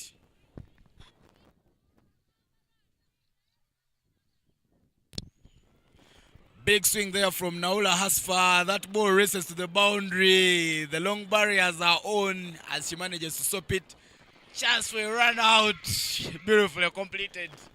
Only 1 run will be scored after that. Beautiful running between the wickets. Not very effortless. Not putting in a lot of efforts there. Look at the way Noella struck that ball. If it was not that the fielder was in the boundary, I think it would have gone for 4 runs, reducing maybe the score to 10 in 2 balls. But that pickup and that throw, it was a very good throw and easy for the bowler to stamp any day. Because like by the time you throw the ball waist height, it's better than throwing the ball maybe over the chest.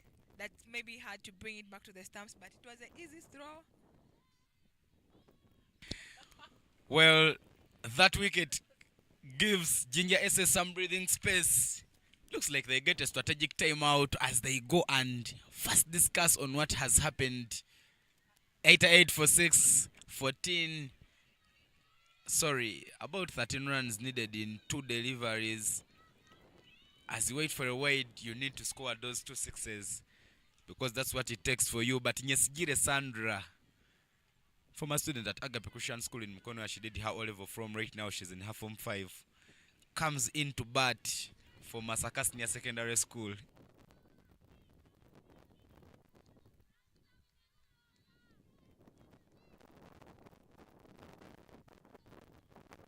Big swing there from Naula Hasfa. She gets the much needed contact. The chase is on, but that one is out of the park for 4 runs. It puts the game close, but not in the reach. Naula Hasfa, they are playing a captain's innings. Looks like Naola's zone is really on, because like by the time you give Naola a ball that is full to her, you're going to the boundary anytime. But Ivan, I wonder why Coach Yusuf, the coach of Masco, has decided to send Naola late. If that sent Naola early, do you think MASAKA wouldn't have gotten this game to that reach. That is the dugout from MASAKA Senior School there. They are all up on their knees as they wait for that delivery. Rashida comes in. All Aspa swing so hard, but now it's over for them. It's just over for them. JINJA SS picks the match ended wicket. But like I would like to tell you, among you in these games, you always come up with a strategy. He has reason has managed to send the other batters to bat up front. Those are celebration moments there for JINJA SS. So every team has a batting strategy. So maybe his strategy was to bring in Naula later. But JINJA SS manages to get that 7 runs victory. Yesterday they lost to Odida High School. Today they managed to come back to winning ways. And that game, that win will be celebrated here and in JINJA. As you can see there, the Iganga SS girls, they are chanting and making those loud celebrations. It's been a very beautiful game of cricket. It's one of the games that have lived up to the billing. We've been watching it on our toes, but JINJA SS managed to come out victors in that game.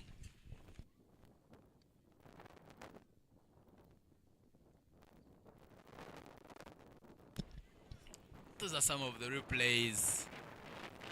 First innings, that's how they lost their first wicket.